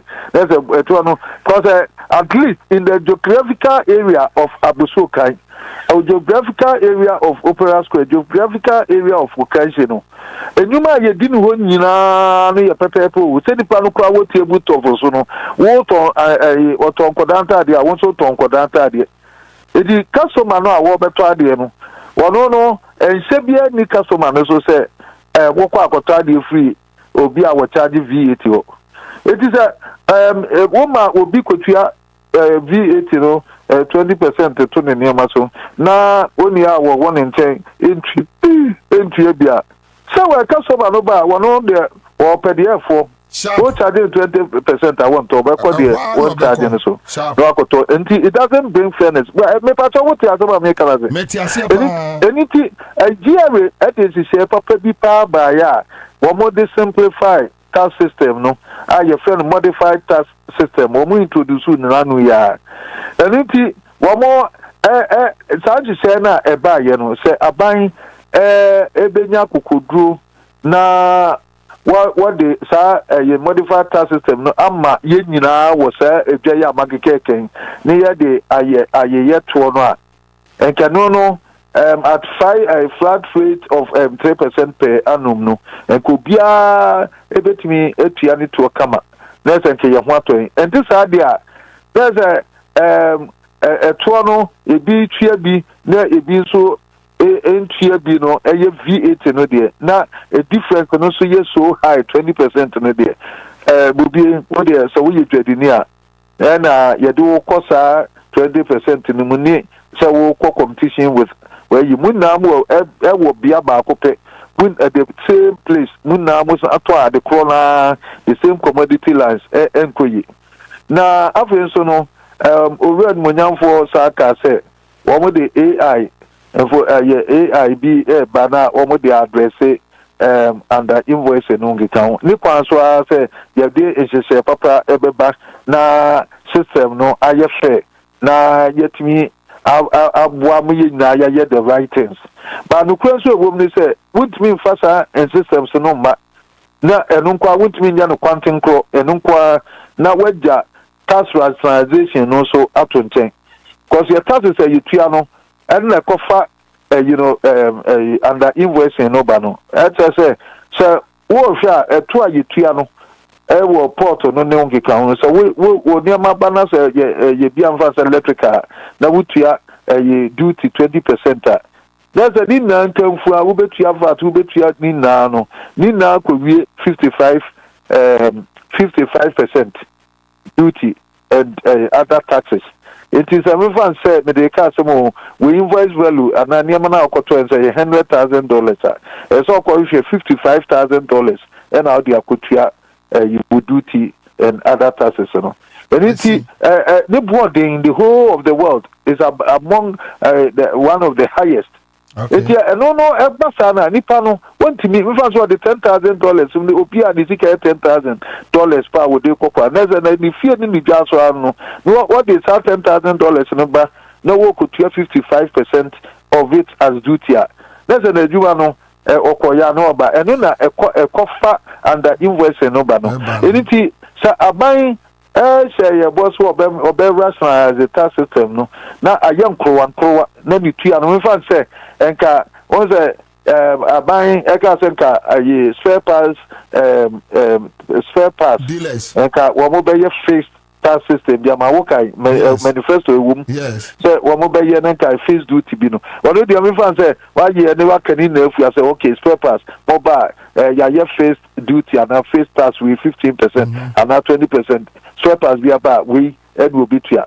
But no, nothing with the AI, no. Catch up says, yeah, be more to no, Procura Mamodia, and your wow, Bocro, no, and you become with the AI, no, I check it, proper value of the goods no no ngika ho ama nipa no wanye de eso ya wo so wa chena tumu say wo be season ni mo be one de na no de wo bia no you take everybody along but now at this present dispensation your taxes no accumulate to between 55% to 65%.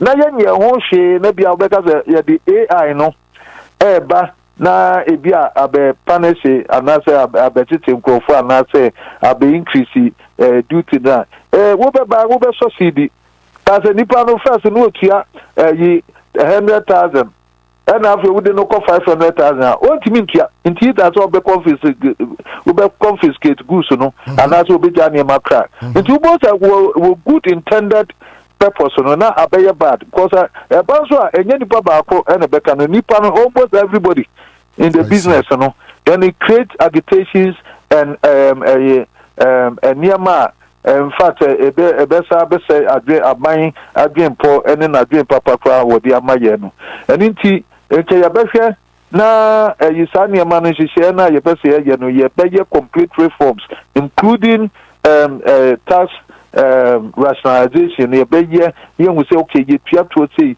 ye for so crab bia emfa niam and declare proper declaration ye the AI intelligence aba to say we be ntimi mokro no a afi nipa no so tua sabe bo tua kwa ne pokan kakra eye ba say we be tua na akoye kese te say de me ye examples no me catch one dia be pa to hwan pa na e bit e be sad no obi enu o betimi I didn't know. Yeah, I have mixed feelings. And exactly. I think we need dialogue. We need to talk about it. We need more discussions on these matters. Exactly. Photo sound for red monyan for wayade no kure no wayade niema bibia waye no ba sa ehye we no say ya nhwe ne amfansi ne kwan mu ya or how do you perceive going forward? That's if you watch Nekoina, no, the Wakina, your engagement to one copy say, yes, consumers, yes, you want to no patch matter. Yeah, that's it. Okay, I mean, sure. All right, so that's it. Live and Accra 100.5. Back to the studio. Alaji Haruna Muhammad joining Alaji Akwaba. Good. But back to Alhaji Mahdi. My name so any adapts bia. I'd wanted to engage my listeners on the issues about the energy sector because here dim komo oba can be different. Obi so adwenche out there and I think say if we allow omo engage direct kasa the people understand really the kind of economy that we are running. I can't want some crazy. In fact, the only case is I've drawn many people's attention. Mine say you won't be that 2-3 years ago. They cool they who say ye Bobie Ansah say obi baby. Okay. Inti say obi everything be now can say politics inti adia mu ya artificial. We dey be na mu ya e be see who. So for me, I enjoy even listening to them because whatever I will say is to praise my government. Yeah. To say adia yeah no any better. But I direct engage in those things. I better say adia yeah no. The papa mo I'm happy to hear that one because say I read the economy because the only time I read the economy amount for say budget 2017 na ano artificial jubilation MPP reading budget and aboso kai for koji soroku ekosa yes economy we budget we the best one tete nyama artificial obekaya tete nyama so within 3 months pepe no musati musu up to the 8 years of MPP the same people today in fact it's about if artificial, but people are telling them say they are more and abro and amoye because in for so amunya I feel on mine no more because of dollar no I says munya for so but I say abro ni be yenti but Ghanaians are seeing the good work of the Juma but economy we I am happy in fact for the first time I would say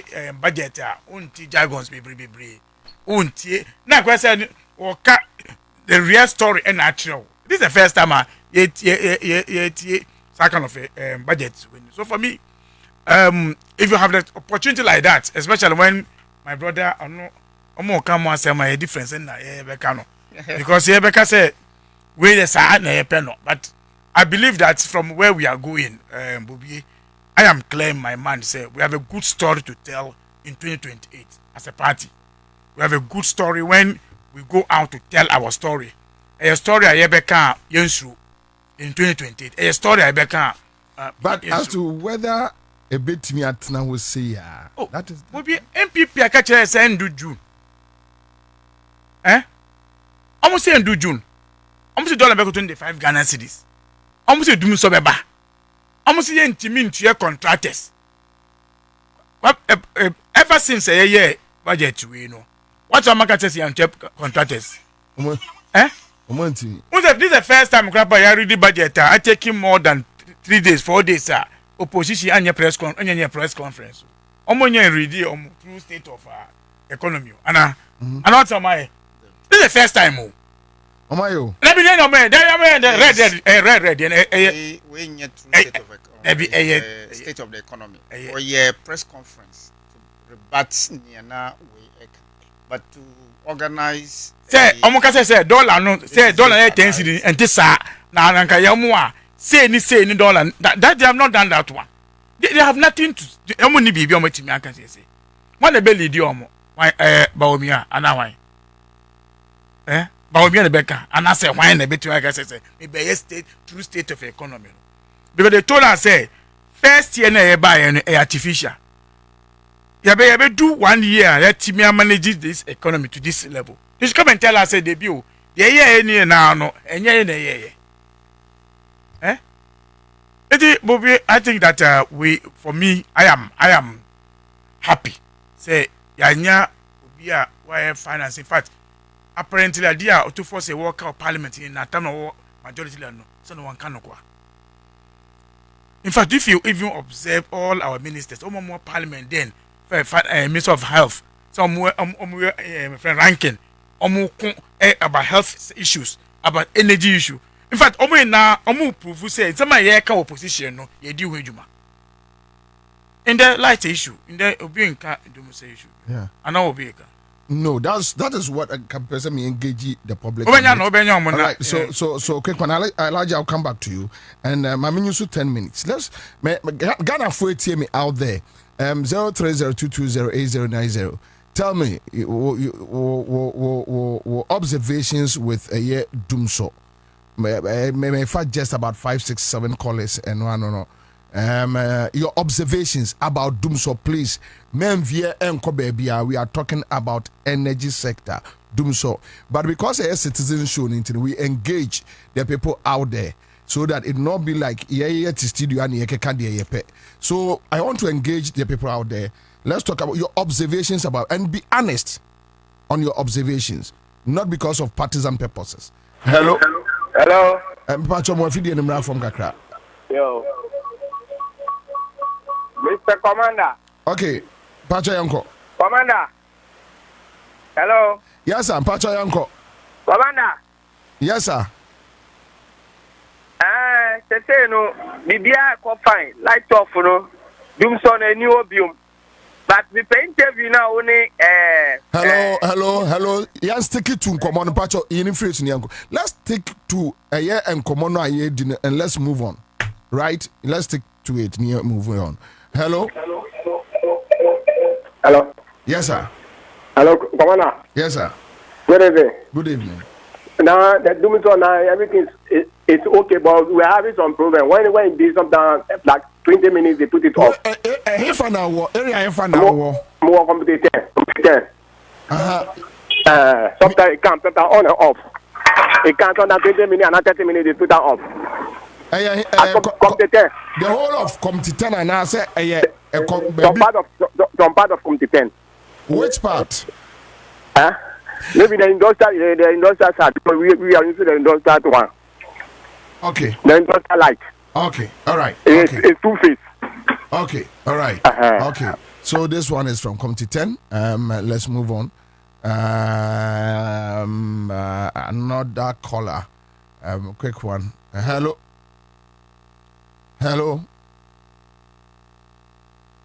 Okay. All right. So, hello. Hello. Good evening. Good evening. Hello. Good evening. Pacho, metonka. Yo, Pacho.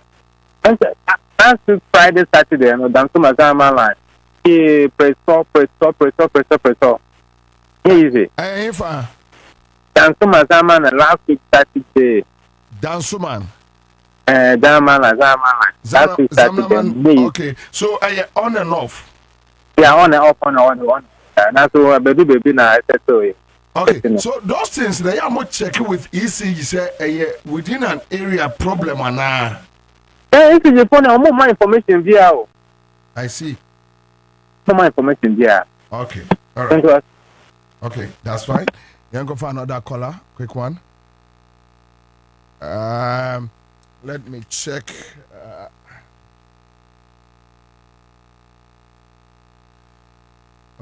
Why not? I'll send it data as me. All right, so Felix Yabua says, Commander, the government should segregate the markets and still consider the flat VAT rate. That will also bring more taxes. All right, hello. Hello, good evening. Good evening, sir. Okay, me brother, where? Yeah, where? And then I'm a particular woman in you. Doom son, you do so, baby. Who say a it's not doing some about where I'm looking. No more be complain about my idea 100%. Some, bye bye. All right, okay. The first area in Kanyano stable doesn't mean others cannot complain. Hello. Good evening. Good evening. We'll be at saying Majeso Minia. Aiko. Yeah. Mimi wa pram. Yeah. So pram na. Okay. Pacho mitio. Me wa pram na dum son eni ha. That's a woman ba ko mu dum no. What you say? A woman is experience kakra. Sometimes the whole day. Wow. We first said, yeah, I want to say this population will also. But doom Sunday a call. It's okay. As I say, because once a while that's normal. Okay. Once a while it's normal. Okay. Okay, right. Thank you. Oh no what pram. Hello. Me Pacho meet you. Good evening. Pacho, what video you come from wine, Pacho? Hello. Pacho, what video you come from wine? All right, my man come for another caller, quick one. My man come for another caller. Hello. Yes, sir. Hello. Yeah, good evening, sir. Good evening, sir. But a friend new kind.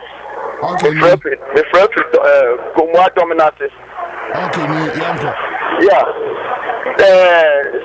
I was the other two new service number one. Say, one face spend a year, instead of 3 face, no one face spend a year, Hello.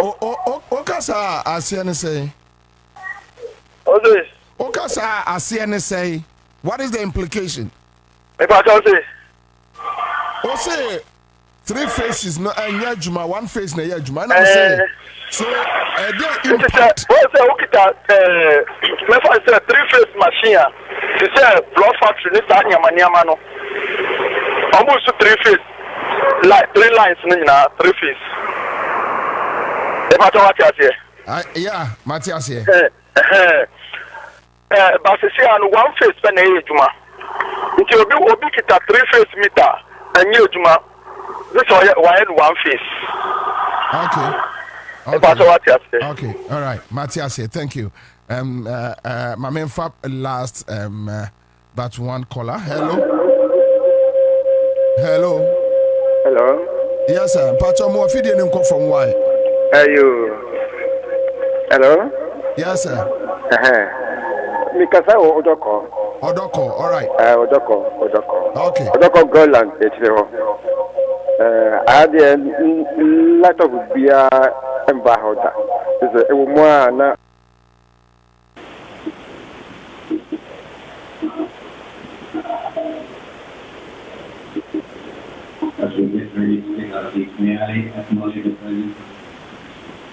Hello. Hello. Yes, sir. Yeah, Bobie. Yes, sir. Do something there. Maybe come to a car there like me to so do munum ni kakra ma na me free ni na enyama ni na blog. Never na your blog mu dum ta che. Oh, kon kata ma so. Om de munum ni kakra be wa na wa kra pu na ha 5 hours di kra pu ma ni kakra na ma hama wo ha adwen dodo. Ade a we ntie. Oh, Bobie. No, me suffer ACC so. The friend I cloud, the friend pum. Now me see do something there, me bi ache. Oh, the old mommy, do no be say, I will keke mommy. Why? Kaja Sampa na show. Why don't you move fridge no? Debi, you do this and blog na intem. But say, omudu na nkasa free easy ya. Na intem amani. Why? The trainer me financial. Yo, Martin, why? Yo. Madi. My Jimmy so. My jai. There will be an country, will be on for us be phone lines. At least Commander Uti callers are challenging be brain no within areas. And expansions na ye or mine and Kasan ABA. But 5 year crop for NPP. How much investment in all those things? We be in there, Meno can say. Only me say National Signal Bureau. Yeah. 8 years under the NPP. Omuni office in the region. 10 months here, I have 4 regional offices. Nice. Volta region, Eastern region, Bono, and Bono East. I see new office. I be you. I have found man for you, Juma. How much money? For 10 months. 10 months. It tells you how you're doing amount of money. So, this, our opponents are NPP. Almost dear not to say. Sika ye titiko other general. Sika ye budget. Ye more use 3 times, 5 times of the sika. Then come with investors, side cables, amount for areas. These issues are here, Kano. Alaji, Akwaba. So Alaji, you heard the finance minister. And his statement was so clear. Or say the economy has now recovered. Do you agree with him?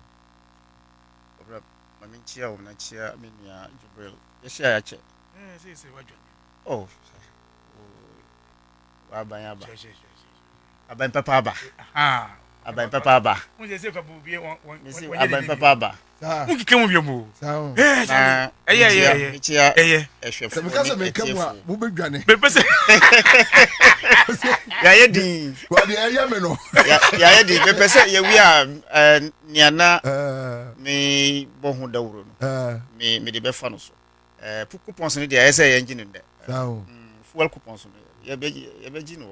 And I know Alaji say, "Omo ba cry from a coupon a fool cry more." And cry. What's about Papa Bainty?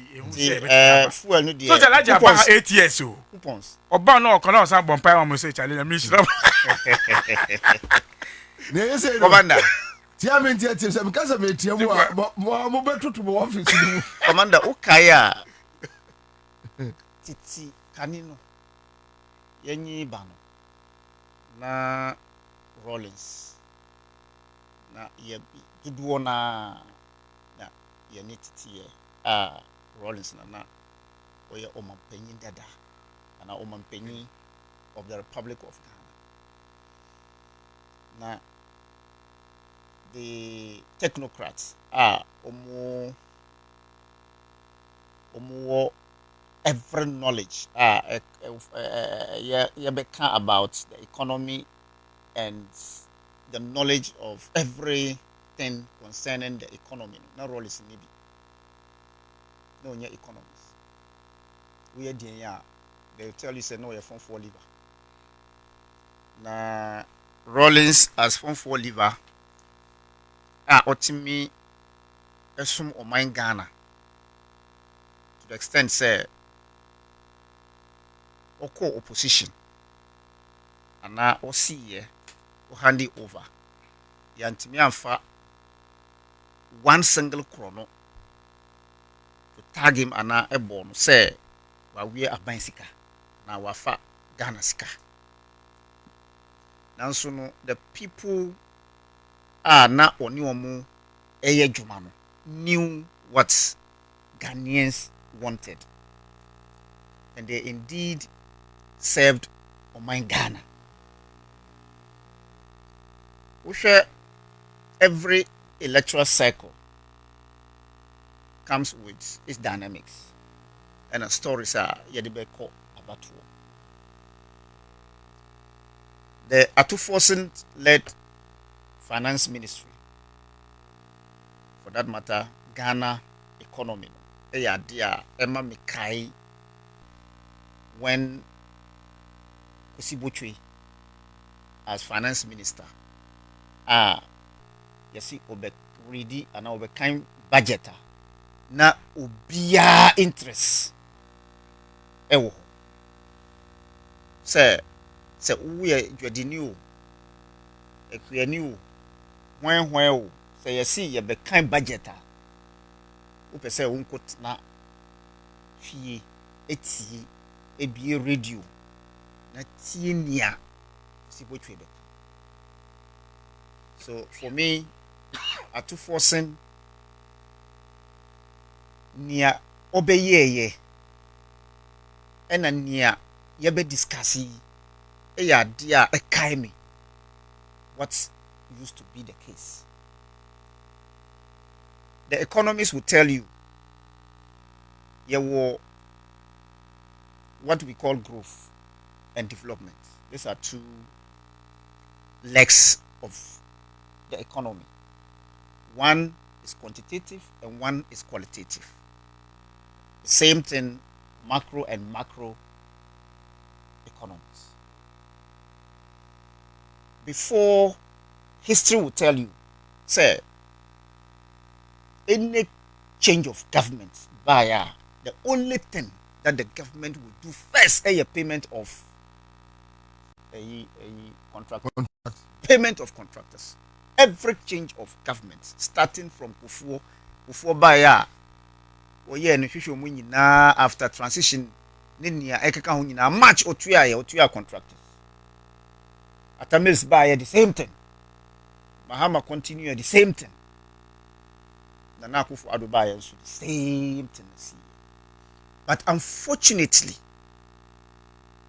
like I indicated, every electoral cycle, it won a dynamics.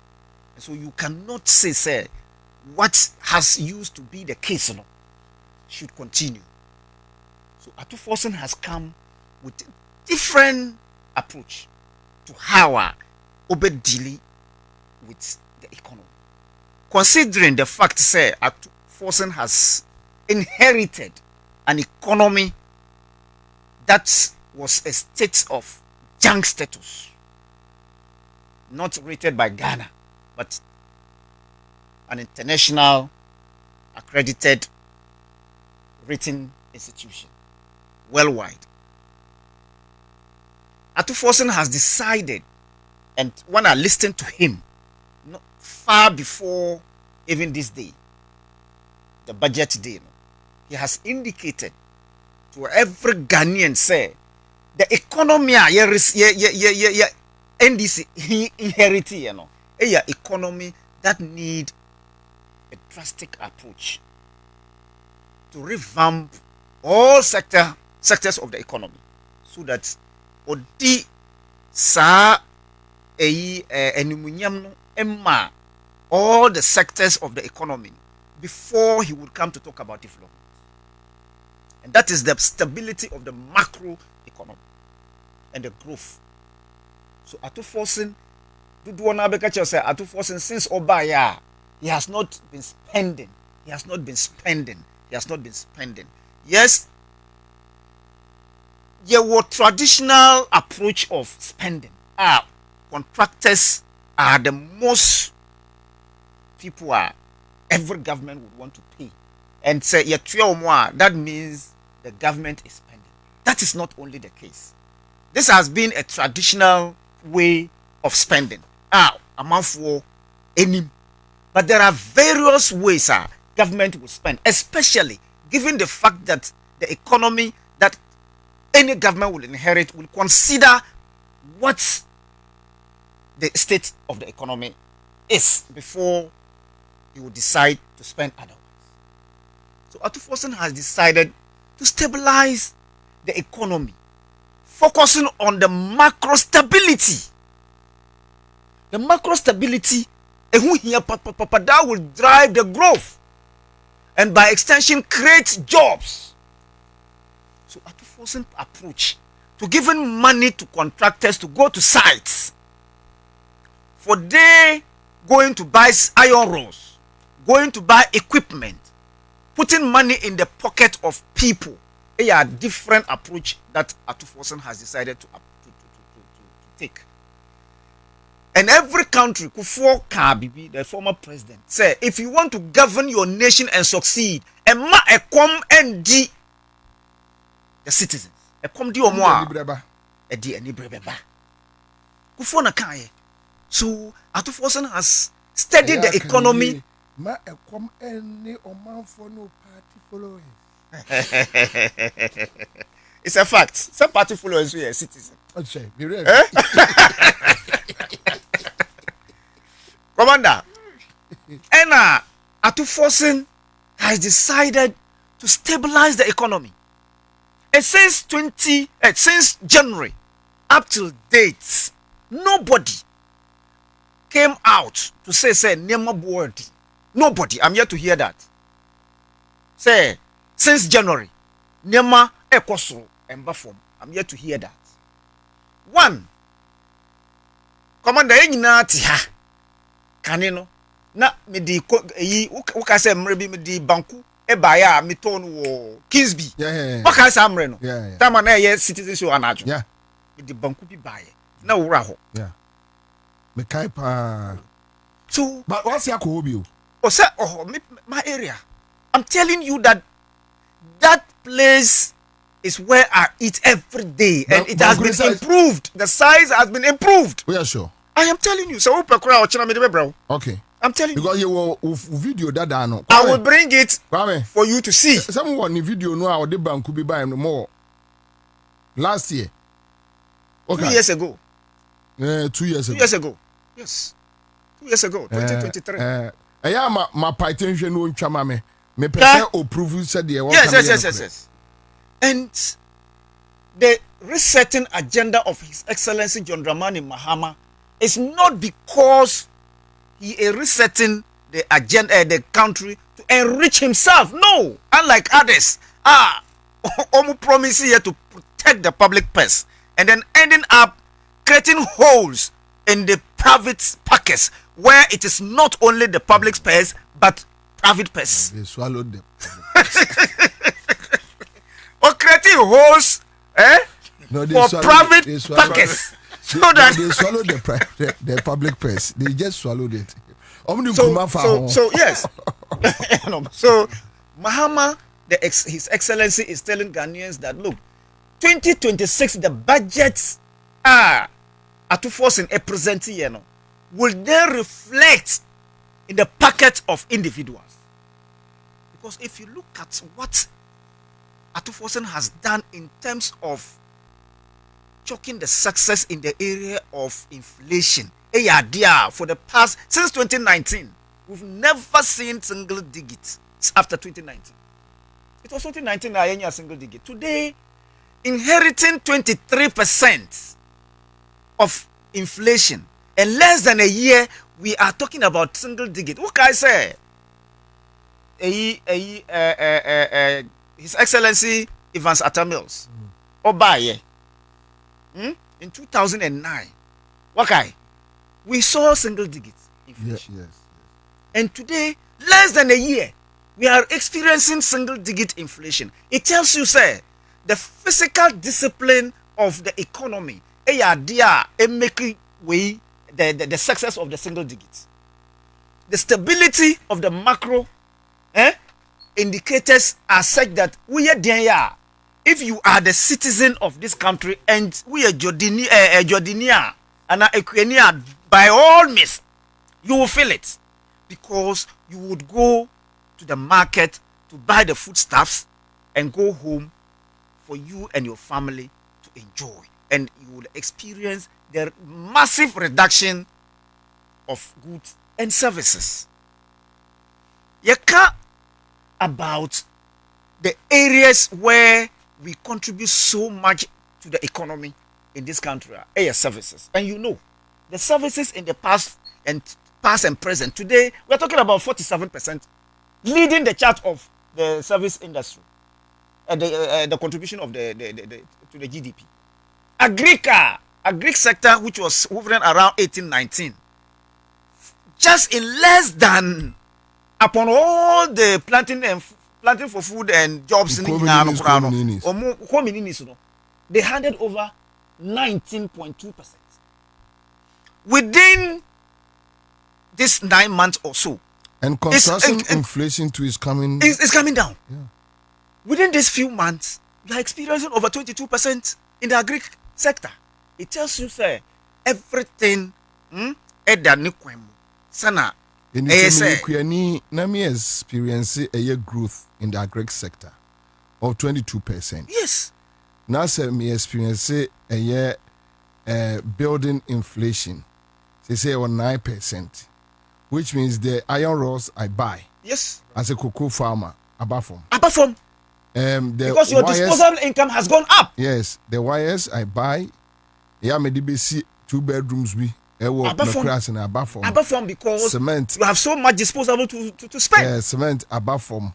His Excellency John Dramani Mahama, through forcing focused, instead of paying the contractors with the little money, stabilizing the economy. No, let me use that to focus on the stability of the economy. And sana, I will then begin to talk about what spending on areas where the contractors are owed. It doesn't also mean say Atufosin is not spending. You open phone lines to seek views of Ghanaians, not foreigners.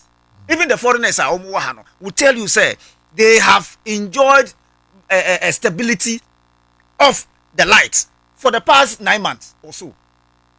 When NDC assumed office, what did the minister say? Okay, sir, the area Oko as minister is very slippery. So the man says no. The money I would use to pay contractor, let me use it to look at areas where I would be able to get food. I will be able to get people who are importers. I will be able to get anything that people would relate, feel, Gani. And that is where he begin spending on such areas instead of paying the contractor. And he hasn't stopped there. Okacha will say, the big push His Excellency has spoken about on the manifesto, they will enroll. And when they enroll it, the contractor and then the businessman, the iron rod seller, and what have you, that resources will trickle down to everybody. But for now, I don't want you to go home hungry. Let's focus on how we can stabilize the macro indicators. And those indicators are clear. 1 is the inflation. 2, the growth rates. We saw how much are inherited here as foreign reserves. Foreign exchange reserve. How much? And today, we're talking about billions of dollars. Yeah. So all areas just towards the resetting agenda, and the macro indicators are 2026 is brighter and will be brighter than. And one may war issue about consistency, whether we can enjoy a consistent stability. Maybe say take you flight say you stability. I like it, but you know that whether the NDC government, the managers now have the capacity. The circular flow of income. These people will tell you. The economists will tell you how the circular flow of income goes. 1, the government plays a huge responsibility when it comes to putting money into the pocket of individuals. Making sure that the industries local ones, no, enjoy the stability, which is what? The macro indicators. One is your inflation. Two, your currency. If today, as we speak, that the importers will tell you that they are at ease to the extent that your ship now, a free amanoni bar, it can spend less than close to 1 month and sign over. It tells you that something is happening at the port. Now His Excellency has gone to cut short for the expansion of the harbor. But less than a year ago, harbor was a ghost town simply because your macro indicators and indices were wrong. Therefore, you didn't get it right. No motivation for importation. Nobody. That is not to also say the local industries in this country have been left out. And if you reduce the VAT and you agree to pay, it will create employment, because the volumes that you would whether you import or whether you produce, you'll be able to get what? Reserves. That 1%, multiply that 1% by the number of volumes you would have paid. It tells you that when you are a visionary leader, you foresee how much you can put into people's pocket by not giving them cash, but creating the avenue so that you and I can make use of that avenue. And that is the avenue we are talking about. And it's a first panel, Meyika 150,000. And then Meyika 120,000. Meyika 70,000.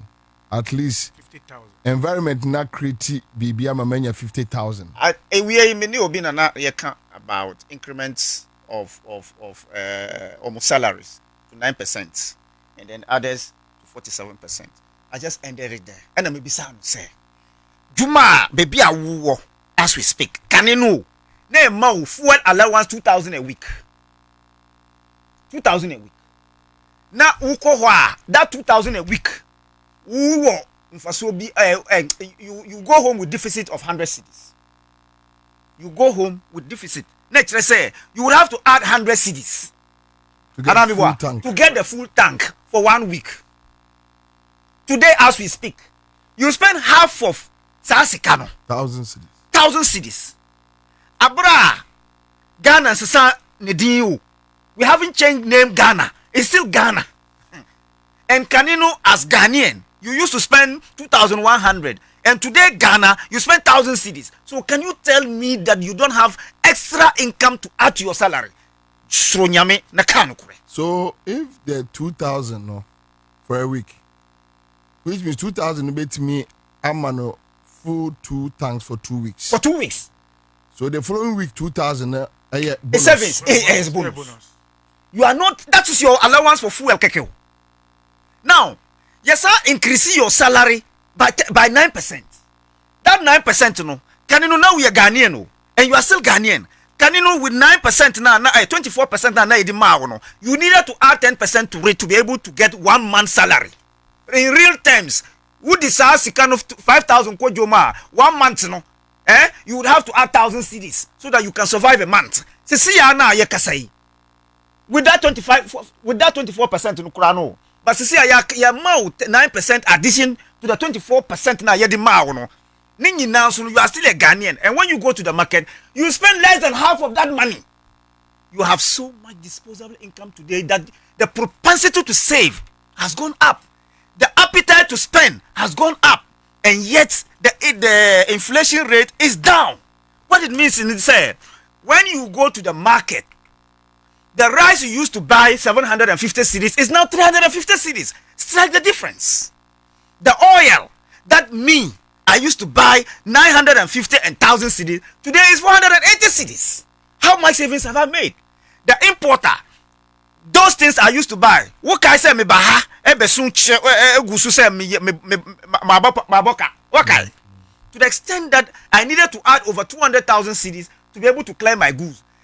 This same Ghana, the name has not been changed to Gold Coast. It's still Mother Ghana, and today I am able to save 400,000 Ghana cedis simply because the dollar rates are His Excellency, who has the country at heart, managed to reduce the dollar to its barest minimum is something that has put money into my pockets. That money would have gone to government. Today, he has reduced it. And that is what we are talking about, enabling environment. The people who are industry players will tell you that the cost of production at a time and today is not the same. This same government has put measures to stop, it is in our laws, that we should stop importation of finished goods.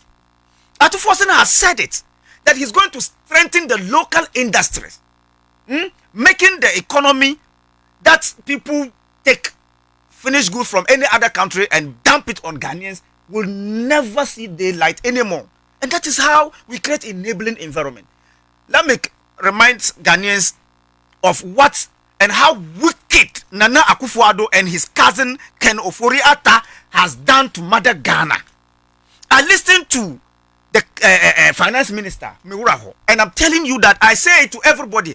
Obia Okase democracy nye nyambe tuwe ni pakrono ka baku. But look, let me tell you something. Imagine you pretending to do roads.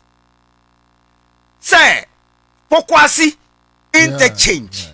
Awudi abain di ekoji sika 750 million meant for this particular road. For 24 months, we never knew. They withdraw all the money and spent it on different things that we never knew. To the extent that people would lie that they were importing goods and services worth $13.5 billion. And out of that amount of money, omuchonto say yedi abai $1 anka say yedi service o man Ghana no. Deliberately, edisasika no eko amanoni eko save ye in the guise of importation of goods and services. Abra, those particular monies, more than 30 million Ghana cedis is unaccounted for. Where's that money? Money laundering. Atufosin say oyen ni shushemu. And people head must roll, and people will go to jail. Until we are done with these investigations, I didn't complain. No. We shouldn't complain. The 2 million some are the Never mean who nipa kura nsa no abeka kire me. Don't tell me. So we 2 issues. But you best support to. Mu de mo hu nkrofo kura no mo abeka. But you know who ye the man make be anchor. I don't want it. One simple way. My lady queen is sitting there. One simple issue I can say a bit more sustain this performance. Yeah, about discipline. Yeah, the fiscal discipline. Discipline. Once we have a minister, we have the president that believe in discipline. Will be November next year by this time. We can say at the we do not MPP now, but for because of discipline, you see this economy working well.